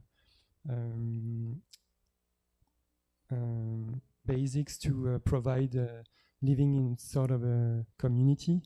So everything in kibbutz was meant to be collective, to be shared. It's a sort of a micro community, micro city, all dedicated to growing plants, farming, to live in a sort of autonomy. Next, please. So I talked already about the heritage, the architectural heritage from the 1920s and 1930s. Many architects moved from Eastern Europe to what was called Palestine, and then became Israel, bringing their architecture from Germany, from Eastern Europe. So you find a lot of Art Deco and Bauhaus mid-rise constructions. So this part of the old Tel Aviv was one of the influences for my project of high rise. Next. You can see high rises that were designed a bit later in the 60s, already taking into account these Bauhaus or Art Deco influences. Making this book while living in the city of Tel Aviv, I collected some historical documents, pictures, archives, and I also met some living architects who developed concepts of high-rise, a bit similar to my idea of the high-rise. So I was lucky enough to meet them in person and to share these ideas I had about designing a sort of a vertical kibbutz. Next. I'm talking now a bit more about the kibbutz. So I found these early pictures of one settlement called Moshav. A Moshav is a bit like a kibbutz. It's also dedicated to farming and to live in a sort of a community. You can find in a kibbutz or a moshav schools, supermarket. People have their own house. Sometimes the kids have their own neighborhood. Next, please. These are all the pictures that I found that were taken during the 1930s or a bit earlier in kibbutz, and you see all the different activities that I wanted to implement in my high-rise project. Next, please. So again, this picture a bit later of the moshav, which you you can see the layout is a sort of an ellipse. So you have several ellipses where in the radiants you see all the fields, the farms, and at the center you will find shared activities, collective buildings. Next, please. This is a zoom on this bird view on the kibbutz, where you can see it's a sort of sun layout. Everything is radiant. Next, please. So the main interest for this project was to really understand how Israelis developed those agricultural settlements, and to see how nowadays we could imagine a vertical kibbutz. In the project of this high-rise, I need also to implement. Can you hear me well? Yeah.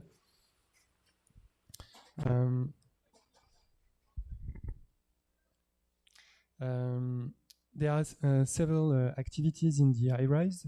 There is also a garage which is vertical. It's automated, and it's also a charging station for the city of Tel Aviv.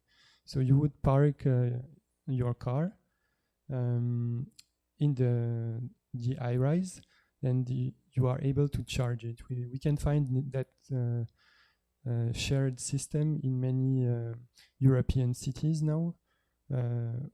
Cars are not anymore individual vehicles, but they are shared and proposed by the municipalities. Next, please.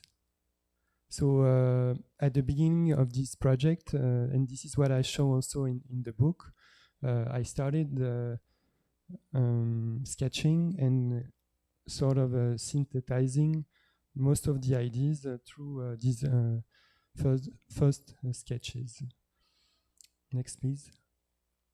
I also work making physical models. These are to first visualize my ideas. I don't always start with the computer modeling or drawing. It's mostly by hands at the beginning.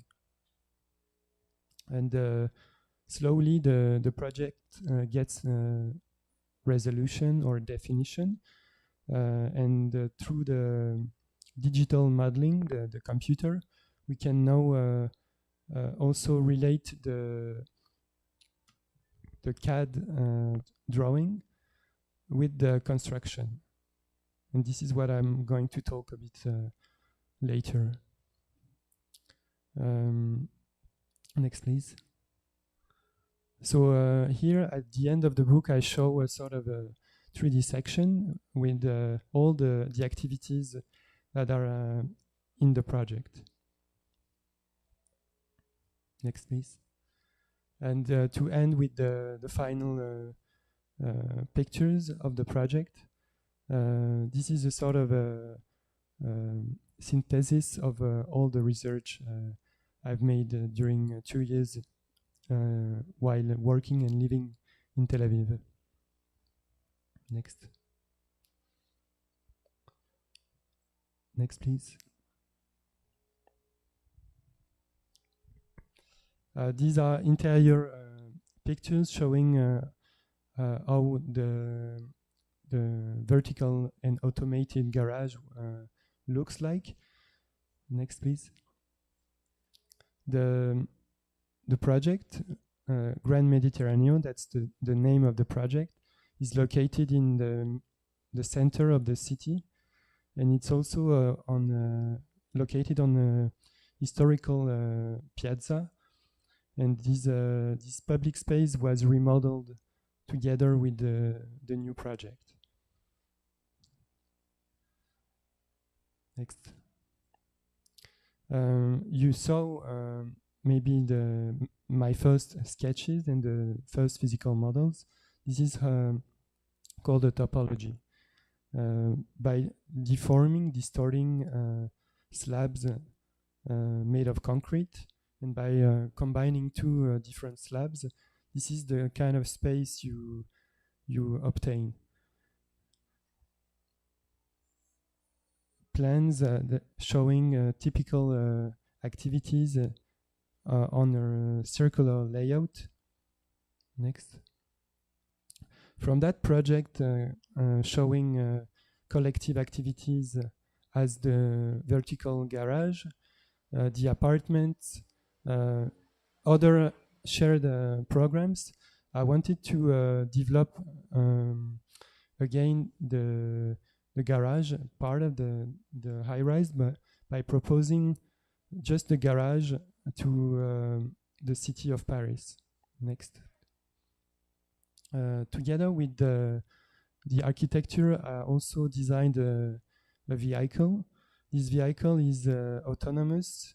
It's charged when parked in the building, and it's based on this electrical golf cart you probably all know, and shared taxis you find in the Middle East.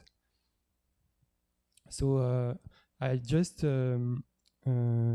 kept the first part of the project to propose it to other cities like Paris. What you can see on that picture is the garage is surrounded by a garden. This garden is public, is pedestrian, and people will never enter in contact with the cars. They are really separated. The next project I wanted to show is a house designed in the south of France.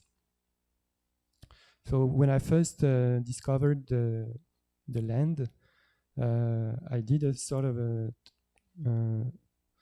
travel by airplane and by car, because the land is quite remote. While traveling, I was taking pictures, writing, and sketching. So this is a sort of a summary of the journey I did to first visit the land. Next, please.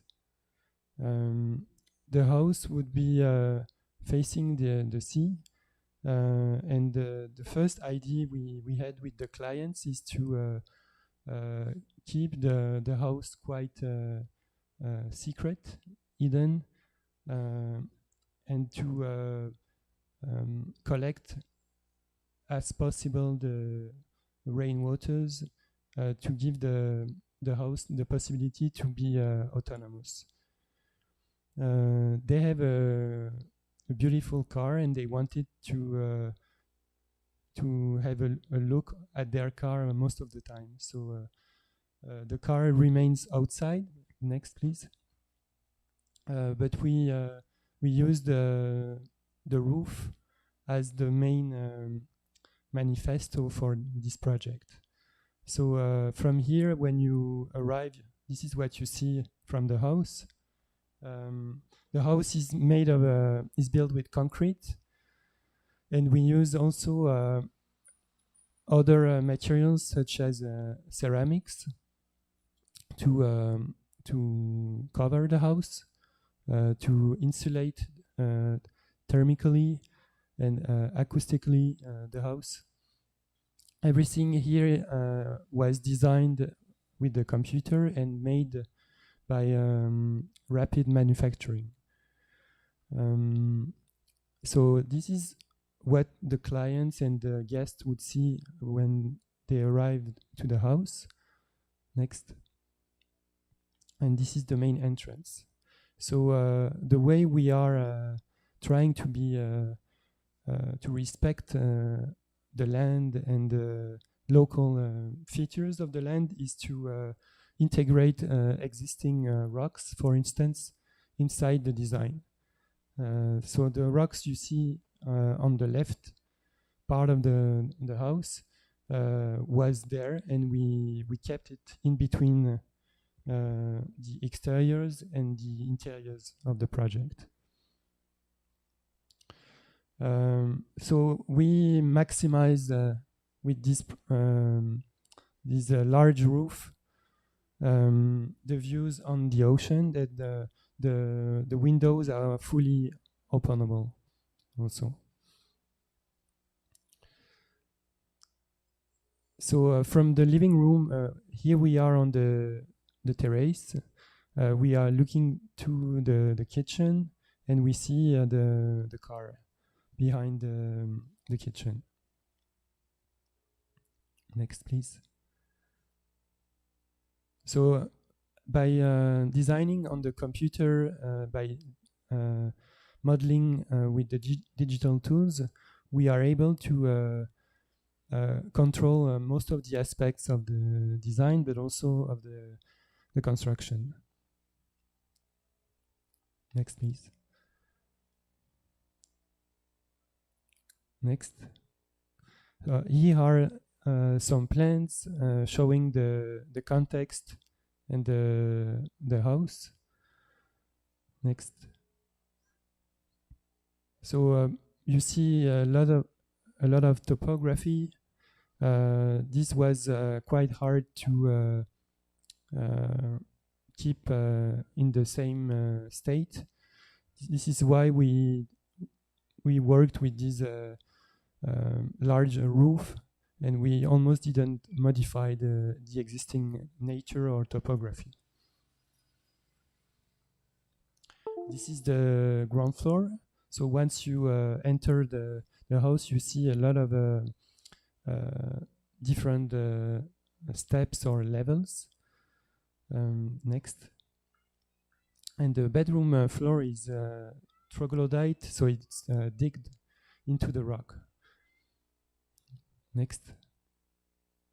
On the section on the top of the drawing, you see that the level of the roof is at the same level of the main road. So these are some diagrams showing the relationship between the car silhouette and the large opening on the kitchen. This is a series of diagrams showing how we deform the roof. First, to give an access to the roof, that is with the stairs, and also to deform the roof to collect rainwaters. So the roof becomes a sort of mirror by having water on it. Next, please. These are diagrams showing the way we are able to walk freely through the house, the way we organize the main functions in the house, and the way we located the functions according to the sun run. And the last project I wanted to show is the one Enrico and Chantal discovered in the press. Is a house in Greece. It's in the Peloponnese. It's a very small house. Next, please. It was maybe too fast. Yeah, thank you. So this section shows again the relation between the house, but also the landscape and the topography. It's a 40 square meters house, so it's really, really small. And we wanted to have a sort of to show what we like to do, what we like to design, and how we envision a house that it could be always there. The natural light comes from the roof, but it's not direct light. It's indirect. There is a small pond. It's not really a swimming pool. It's there is water that is coming from the roof. It's collected from the roof. It's the rainwaters. So this water helps refresh the terrace, but it's also used for the bathroom, for the toilets. So we recycle and we upcycle the water as much as possible. We also use the water from a cistern, and we irrigate the land, the plants with this water. This project, as the previous that I've shown, are quite complex in terms of geometry, and this is why we use mostly the computer modeling. Next, please. This is a diagram showing where the water is stored and where it goes. So it goes to the first on the roof, and then you have some paths that guide the water on the roof and from the roof to the terrace and to the plants. These are the local materials that we used, or local references from the islands in Greece that we wanted for the interiors of the house. A plan showing that the roof is quite small, but the landscape we designed is enlarging a bit our impression to live in. Maybe the house is small, but it looks bigger when you are there. So these are the 2 bedrooms, the bathroom, and a sort of a small living room with a kitchen. This is all you can find in the house. Next. Next, please. We can spread the pictures now.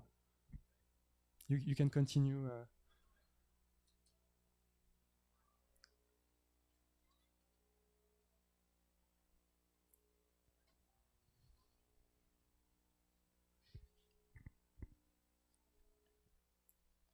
Thank you.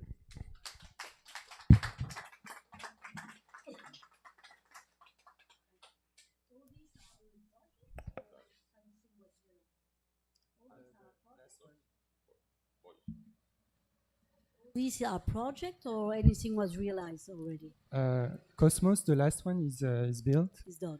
Okay. The first one, the tower in Tel Aviv, it's a self-initiated proposal, and it's still under discussion.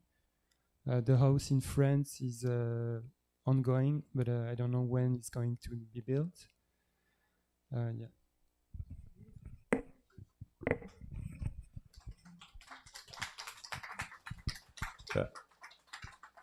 I don't believe that we need these sky rocks in Elafonisos, but the idea I need to have you here is to show that we could do something in a quite innovative way. I believe that I took 3 or 4 notes. I believe the use of concrete is interesting, what you are saying. The fact to have shared cars, it is another point that could be, again, done not only in a skyrock, but also in other place. And I like the vision that you said upcycle, recycle the water. I mean that I believe that the water, it is something that today we have a lot of water, tomorrow a little bit less. In the future, what could be a problem? So the fact to have something that could be, again, upcycle, recycling, and use it, it is something that could be very good idea. To fact to work with computer model, it is a new way of working, and you can do something that without the computer was very difficult to do it. And I believe that to fact to have use a local product in a place, it is a way that you will again show that locally there is a lot of things that sometimes you don't use it. You take from outside when you have something in house. So it is the reason why that I asked David to give us this presentation. This is quite again, outside the normal way that we handle a symposium, but I believe that it is always something new, something that could give us opportunity to think about. You give us, you send the stone in the lake, and we hope that to make some waves around. Okay, thanks a lot.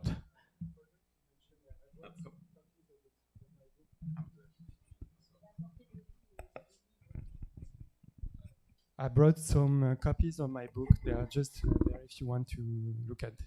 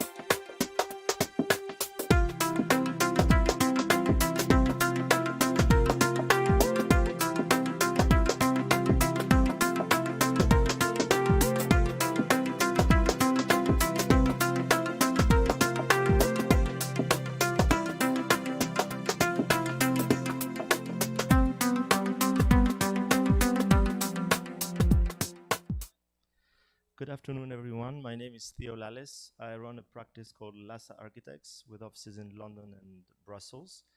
And before I start, I would like to thank Enrico for his kind invitation and to show my solidarity with the Elafonisos Eco project. I will be introducing a project we built in the Peloponnese, and then I will speak in several aspects of our work that address the issue of ecology. So as I said, as a practice, we work internationally. We have experience working in 22 countries. Another expertise of ours is the construction of bespoke architecture at a reasonable cost. So we're interested in developing constructive strategies for every project we do. And we're heavily involved in the construction and the design of formwork, but sometimes the building itself, reducing the cost and improving the level of finishes significantly. So we enter competitions. This is a civic center we did a couple of years ago. Some projects in Asia. But I would like to focus more specifically on a series of projects here in Greece. This, for instance, is the Key House that we completed last year. It's a hybrid between a residence and art space. It's a house for two collectors. And so the interior of the space is very much uses the typology of the museum or the exhibition space, whereas the bedrooms are inspired by monastery gardens, walled gardens for meditation. So each room extends into a courtyard which frames the sky. And there's only one big opening in the living room and the sea view on the roof. So a very contrasted interior with its exterior. I'd like to focus a bit more on the Villa Epsilon that we completed a couple of years ago in Finicunda. The house is located on a hill and follows the gentle topography of an olive grove. It's composed of 3 courtyards, and each courtyard frames a specific view of the landscape. So the front, for instance, is framing the island of Skiza, and the west is the let's say frames the sunset, and the east the village of a really pictorial village. Now, what's quite interesting about the project is that the garden is in continuity with the surrounding landscape. It's an extension of the garden. As I said before, the living room's framing a specific view, and the vault, the bisector of the vault, has some kind of geometrical relationship with the landscape. And in order to build that project, we were going to work with local contractors. And our idea was that whatever the locals weren't able to do, we'll manufacture, we'll bring ourselves, and what we did is we basically designed the formwork digitally.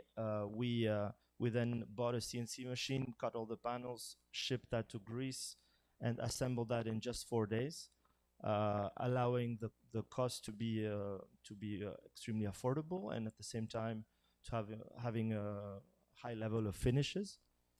We were able to bring some level of innovation. This is, for instance, the ceiling of the living room, which is double curvature.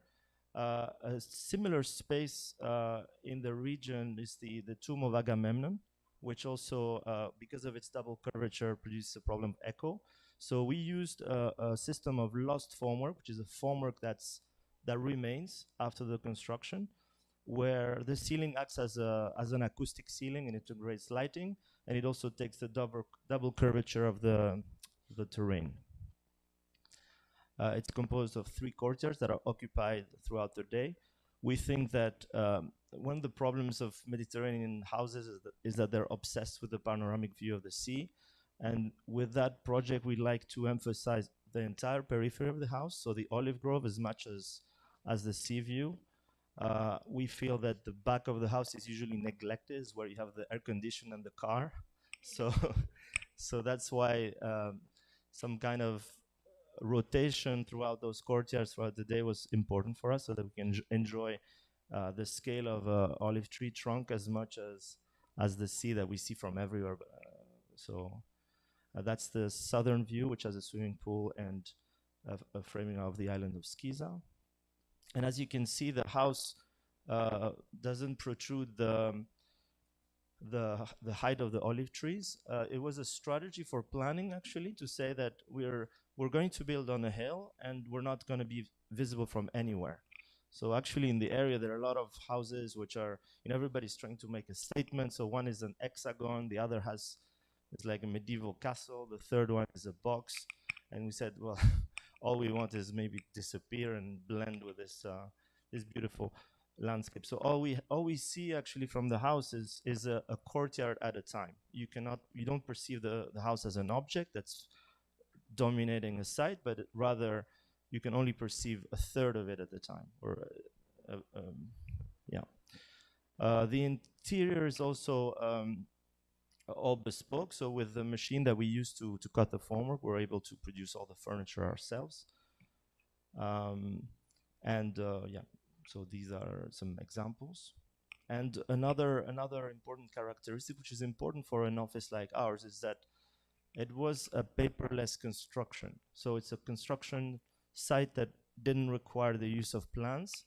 The moment we brought the formwork, and we used locally sourced materials like concrete and things like that, then it was just building up layers on something that's set at the beginning, so which reduced a lot the effort of coordination. This is a project also that was built in 7 months, so it was quite fast. And so now I would like to speak about several aspects. Environmental response by design, and another chapter would be a discussion about materiality. So how we can address climate change with a more reasonable use of materials. The first aspect of design is landform building. So the tomb of Agamemnon, again in Mykines, is an example of a landform building. It's excavated, its dome was cast with sand, the sand was then removed and put on the top, integrating it completely in the landscape. This is a view of the Ypsilon house again. And as you can see, it's built of 40 centimeters of sand, which get a little bit irrigated in the warm months, but that prevents the roof of the building from overheating. It makes the roof usable, and it's an extension of the landscape, and it engages the body. Like, people are invited to use that roof as it's an integral part of the house and the landscape.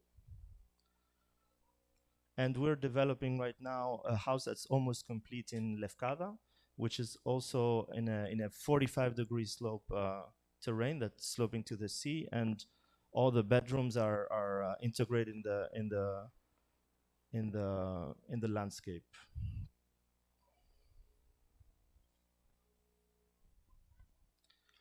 So in the office, we use solar analysis.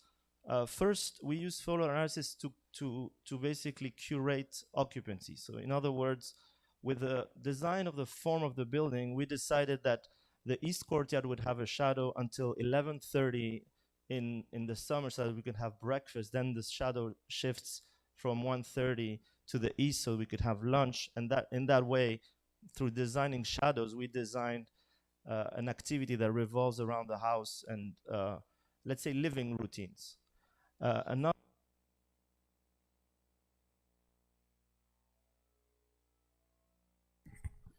So as you can see here, the east courtyard is in the shade, the west is in the sun, and obviously that shifts. We didn't have additional pergolas. Whatever was there was enough. Another aspect of solar analysis is that we could also, since we have a large window towards the sea in the south, we could calculate that on the 22nd of June, which is the warmest day, or the day the sun is the highest, the glazing wouldn't be hit by light, so we wouldn't have overheating in the living room. Whereas in the winter, 22nd of January, the sun would get deep inside the living room, reducing the amount of air conditioning in the summer to 1 or 2 weeks instead of 2 full months. and maybe 1 week of heating in the winter. So as you can see, we had made some digital simulations of 50 centimeters at noon. We're pretty close. So yeah, I mean, our design tools today allow us to use multiple levels of optimization, or at least we can assess our design before it's built to see how it performs environmentally. Obviously, certain facades that are exposed to the evening sun we reduced the size of the openings to increase the thermal mass and to reduce the heating. In the key house as well, the use of the courtyards, but also the extension of the ceiling into the pergolas, or let's say the overhangs that we have. So they protect an area from. So the production of shading, obviously, is something that we were able to address by design. In the house in Lefkada, we had designed. The house is on a cliff, so the difficulty was to produce a sheltered area in such a steep topography. And the design of the courtyard at the back was also, we were able to estimate how much shading, or until what time we would have shading in the morning, and then obviously the shade would shift to the west in the afternoon. In certain contexts, such as the Cyclades, where we also had to design Hyposkafa, the wind is a very big big constraint. So obviously the design of wind shadows, like how we form geometry, how the geometry of the house produces wind shadows by itself, was really important. And so yeah, these are multiple levels of optimization that we apply to the project. And sometimes the project's a result of a series of constraints rather than the use of metaphor. I know some people were thinking that the house looks like a plane or something. We don't look at inspiration and then we're these inspired artists that design these forms that look like something else, but rather we set up a series of constraints, and the form is a result of a negotiation between those constraints. So we curved, let's say, that northern facade to bend the flow of wind, for example. The question of materials is really important.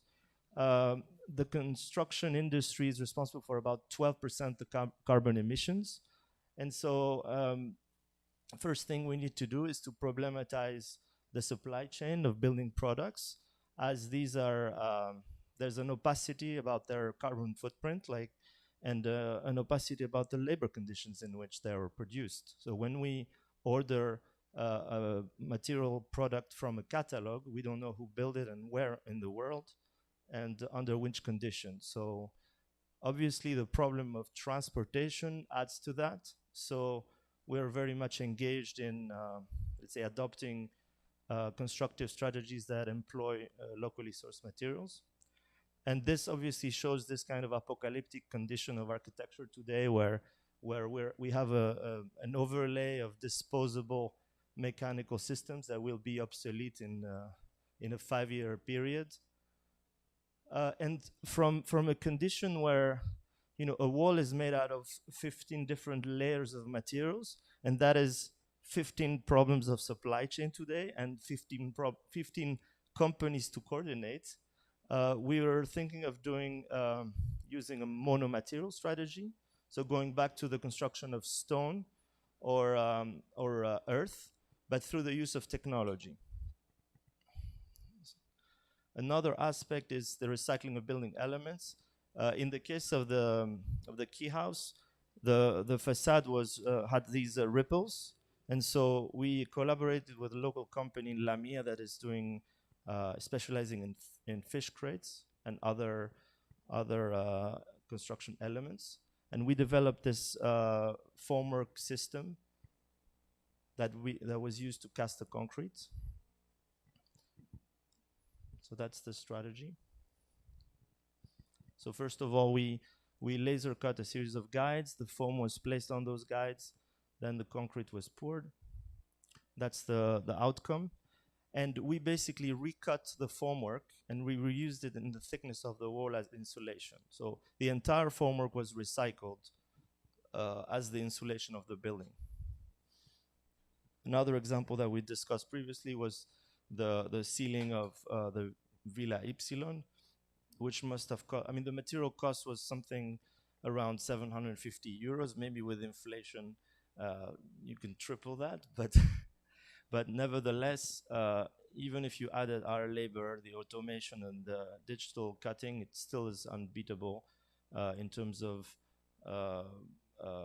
remaining there and performing some other tasks than just formwork afterwards. So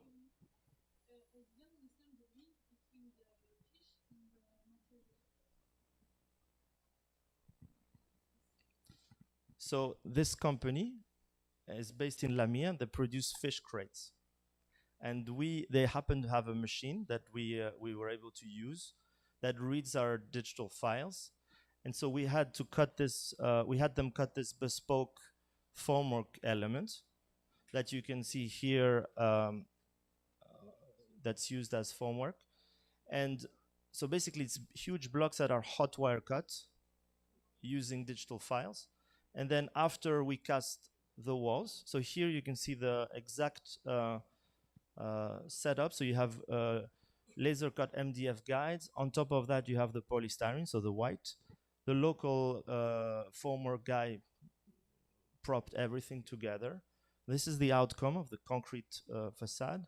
And then we recut the formwork, the foam formwork, and we use it as insulation. So it was all recycled. Yeah. Polystyrene. Or EPS, yeah. So supplying locally, materials locally. Obviously, stone is something that we're quite interested in. A lot of interesting things can be done with the marble industry. The cost of importing manufactured products from Italy and things like that is such that sometimes it's more affordable to work with a marble manufacturer that has digital capabilities and quite affordable actually. For instance, we're producing those showers which are integrated in the floor, and they're quite inexpensive compared to industrial products of similar size. Obviously, in Northern Europe, we're very much in favor of using wood. So we did a lot of co-working spaces, using always the same methodology. Like this is a co-working space that was set up over a weekend, 400 square meters, and we just intervened in 2 days and installed those cabins that you can see. That's a nursery project that we also did out of wood, where the library is the structure of the building. It was made out of 23 modules, pre-assembled in 4 days, and in 1 day they were all built on site, assembled. And with one of our other activities is to teach a master's course at the Architecture Association since 2009. And in recent years, we've been interested in working with rammed earth. So these are more speculative projects that we develop with the students. But more recently, we've had the chance to basically work with a new implementation of rammed earth. I mean, this is the Rausch House, which is one of the pioneers or the most important people that works with rammed earth. The problem is the cost. It's a very poor material, but it's very privileged and very expensive to make because of labor costs and the cost of formwork. And so we are interested in using robotics to basically pour gun earth walls, let's say. So with 1 cubic meter of raw material that costs about €5, you could make a wall of that size, so 1 by 1, roughly, by 50. Depending on the aggregates, you can obviously vary the color. It doesn't need to look like mud. There are examples in England, in Cornwall, for example, where you have rammed earth walls that are made out of chalk that are completely white. So with the change of aggregates, you have freedom in color and plasticity. And with the use of robots, you escape the high cost of formwork, and you can have, let's say, formal expression as much as the project needs. And so there are several projects under construction right now. This is in Evangelismos in Messinia. That's going to be using this new technique. A hotel which has a 1,000 square meters of green roof on the top. The entire walls at the back are all made out of earth. Yeah, thank you.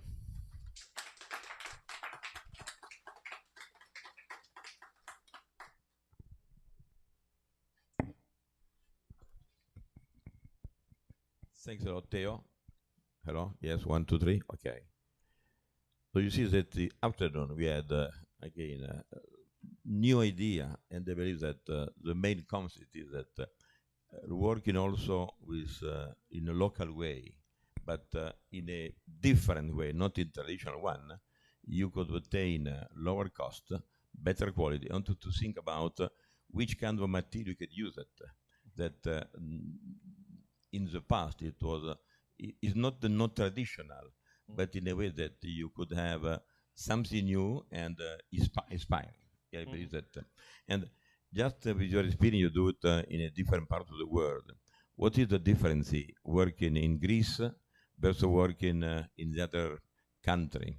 There is difference in the way of working. It is more difficult, more easy, in a easy way. What is your feeling? You mean with the way we engage with the construction industry? I have to say I've had a very good experience. I've worked in many countries, and I have to say that as long as we don't ask people to do what they haven't done or they have no expertise, there's no mutual frustration. So we were quite invested in supporting the local contractors with things that we thought they weren't able to achieve. So in that sense, the collaboration was one of mutual learning. I think a lot of the people that were involved in the construction that opened their eyes to new ways of, let's say, pouring concrete or using stone and things like that. So there's this mutual respect, and we also never wanted to take their work. Like they're different. They're completely different spheres of expertise that are complementary to each other. And going back to the issue of rammed earth, there are a lot of neoclassical buildings that are made out in the Peloponnese and in northern Greece that are made out of earth. You don't see that because they're plastered, but the moment they're a bit decaying, you scratch the surface and you see that they're made out of mud tiles, and they haven't collapsed. They're anti-seismic. They have so many interesting properties in addition to being almost carbon neutral. So we have a team.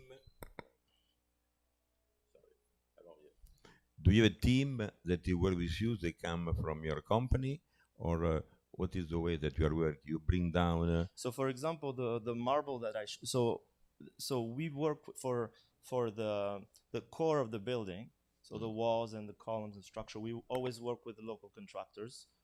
We get a sense of what their know-how and how we can complement, and then we bring specialists that we've over time that we've met. So, for example, our friend in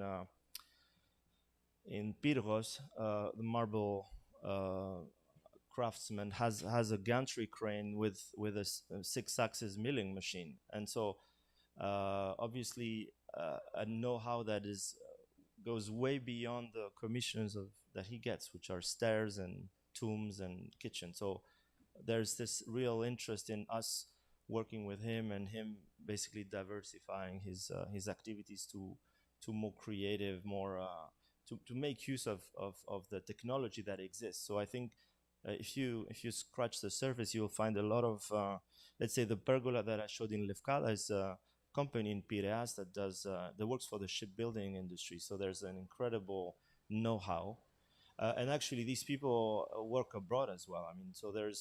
So I was really happy to find a lot of really good and knowledgeable craftsmen here that are super eager to, let's say the people from the shipbuilding industry are also eager to diversify their activity. So there's this also this recurrent interest in the office of transfer of technologies. So that's why I showed the fish crate as a provocation, because obviously that's maybe not their core business, but somehow they own a technology that is way more versatile than they imagined, and that could be deployed in very different ways. So in the UK, for example, a lot of the car industry manufacturers in the Birmingham area were also following the decline of the car industry in the early 2000s. They were eager to start working with designers on interior projects or public art or sculpture and things like that.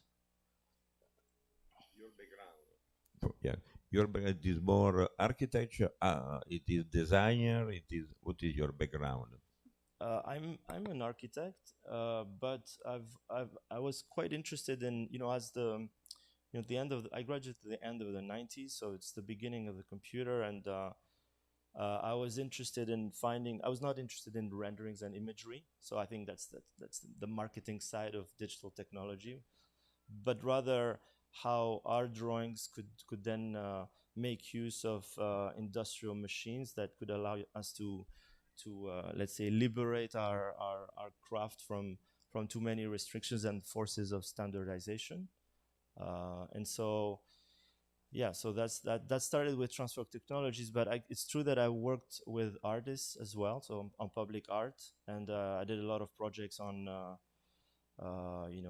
that were design projects, but I was more interested in understanding how these things work at the small scale and then deploying that at the bigger scale. So boat building, for example, there's a lot of features that are used in boat building in the design of the formwork of Ypsilon. So how to bend ply and things like that. So yeah. And about the bureaucracy, you have if you work in Greece, you work in UK. Yeah. Different bureaucracy, different. Yeah. But if you're in Athens and you have to enter a permit in Thirasia, you need a local architect. You need to know someone in Polyodomia. So it doesn't change. If I'm in Athens or in London, I still have to do the same. It's always better to get a local person that knows the rules, that knows what kind of margins of maneuver we have, what constraints we really have, and then to use that know-how. In the same way, when we work in Korea, for example, we have a local partner that we trust, that gives us constraints, that knows all the FEC.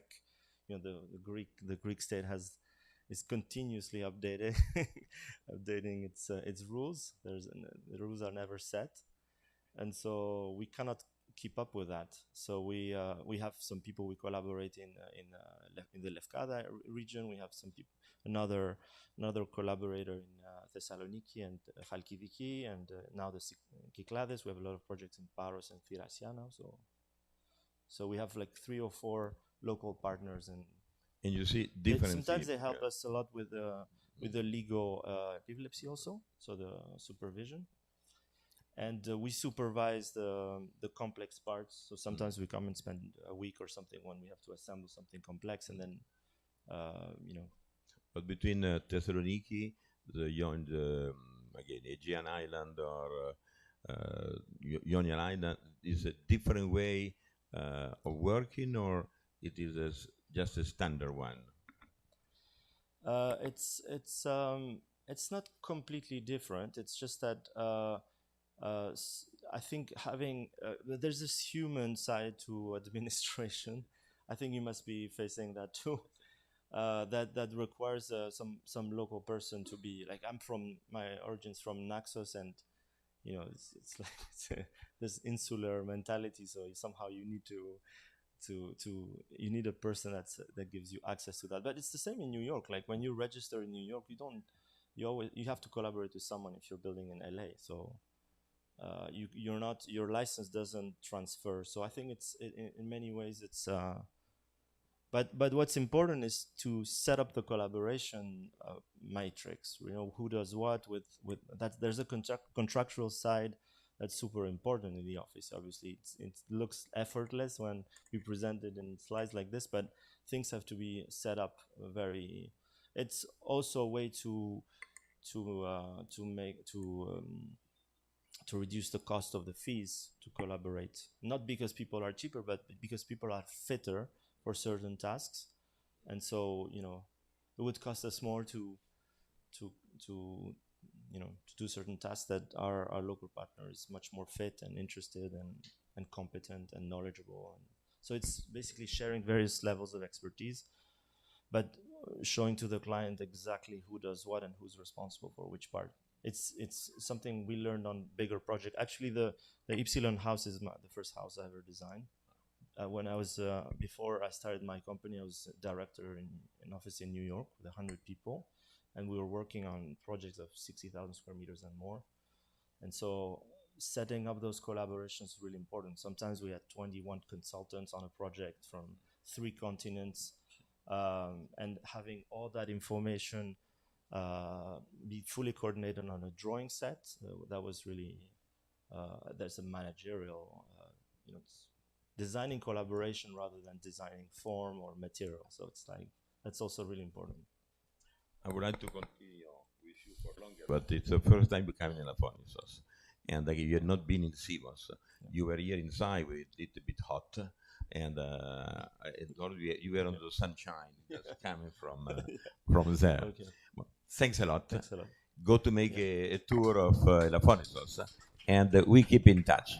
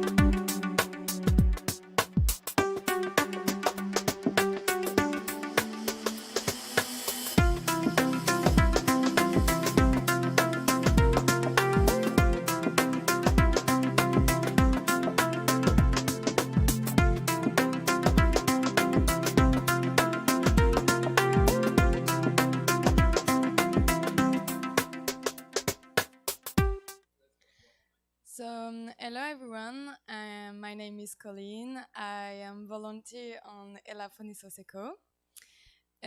So I'm in my last year of Master of Marine Ecosystem Management, and I'm here for my end of study internship for 6 months. So my main mission is to work with the fishermen, because for me it's very important. And when I'm discussing with them, I realize that they have some problem with some species, in fact, and with the Lagopsaros, or I don't know the English word, and the lionfish, as you know, as a rascasse volante for the French. And this species is very invasive, and it's a real problem for this island, because there are many of the species, and I realized that it will be a good idea to convince them to eat them. But I will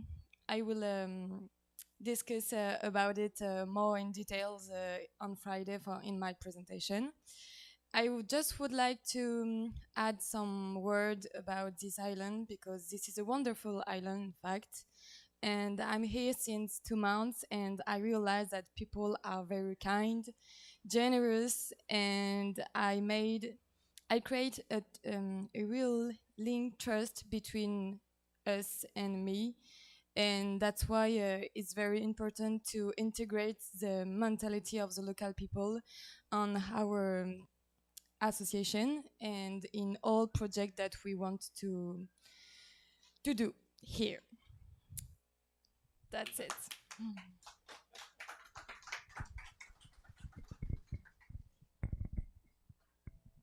Julie, your tour. It's Elodie, normal. How do you arrive here? Where you arrive here? Why you come here? And what do you like to do and what you do next time? Yeah, thanks. So hello everybody. I'm Julie. I'm Elodie. So and we are volunteer here in Elafonisos, in the Association Elafonisos Eco for 2 weeks. So the one before and this one for the symposium. And we are currently in engineering school in Grenoble. We study environment, energy and water. And so we are in gap year and we have personal project. So we decided to go on a trip with Elodie. So the goal of the trip is to sensibilize the young generations to the climate change, the problem of the climate change.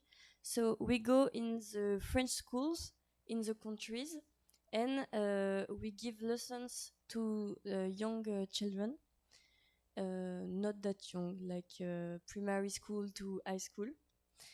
And it's a 5-month trip. We went to Tunisia, Sicilia, now we are in Greece, and then we go to Albania, Montenegro, Croatia, Slovenia, and then we go back to France. And all of this without a plane, because we want to have a low footprint.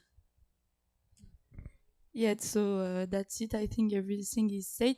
And more than this action of sensibilization, we wanted to complete our project with concrete action in a local association, and that's why we are here in Elafonisos. So, thank you.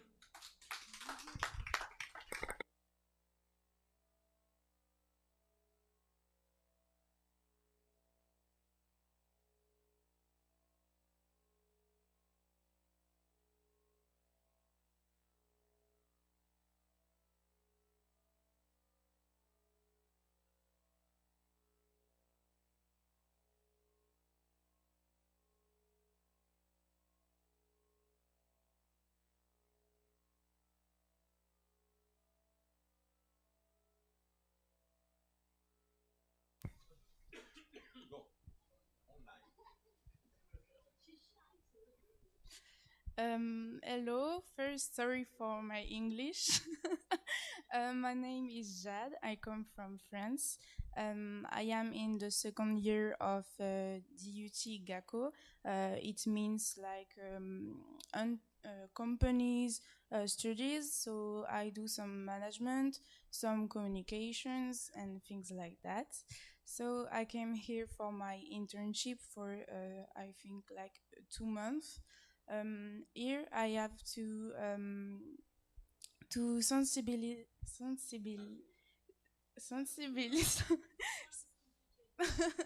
to sensibilize people to the waste management, for example, and to environmental causes.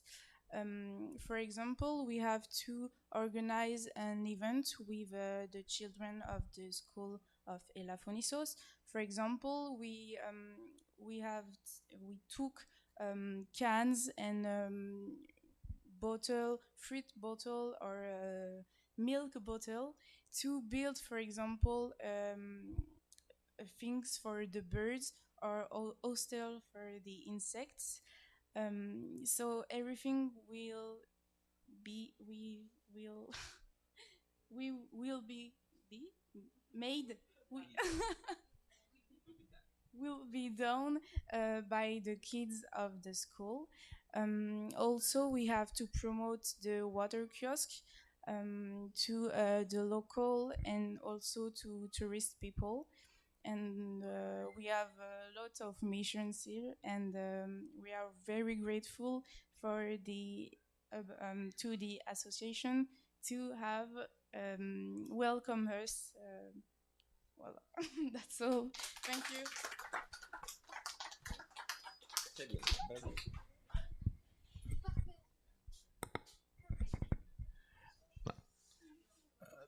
I believe one word. Is okay? Yes, yes.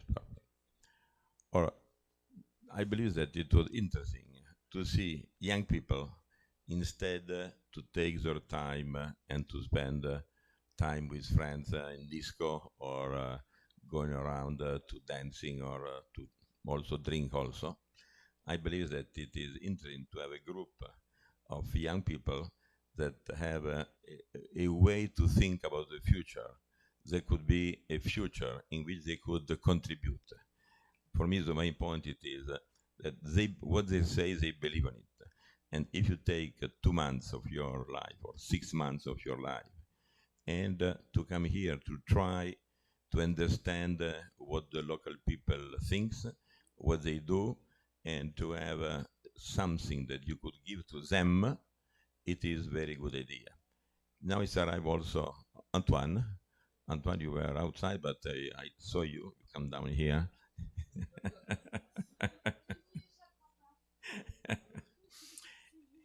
Antoine, it is the only man between beautiful women, and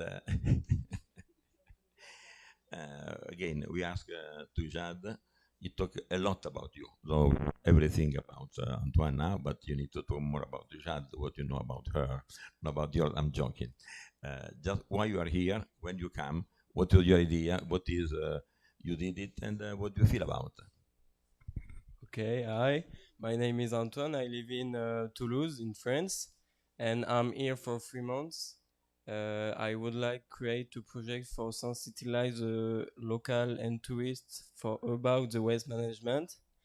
And for 3 months, I create the project with the children activity manual about for sensitize the children for the waste management, and also give to the locals people a composter for her and her, yes, for them.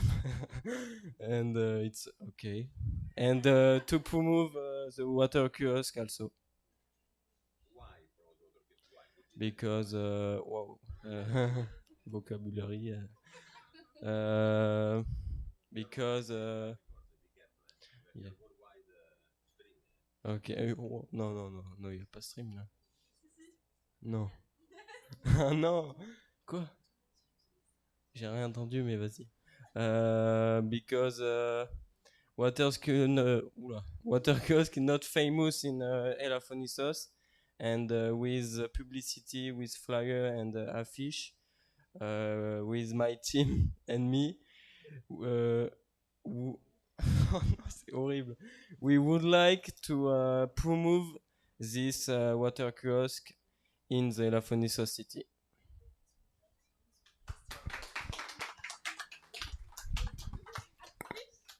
Just a last word about water kiosk. 1 million of plastic bottle arriving every year in Elafonisos. 1 million. And if you could have some water kiosk to give you pure water, 1,000 bottles per day, it is 30,000 per month, and it is in 5 months under 50,000. If you have 5 of them, you could reduce what you say this morning, the major of Tricala, that you need to reduce from starting and not on the end. Okay, we did a very good job today, and I believe it's a good idea. Still, it is the water. It is the sea is not too cold. We're relaxing tonight. We met around 8 o'clock for our Monsieur Jean-Pierre with a Mexican dinner. Ok, arrivederci.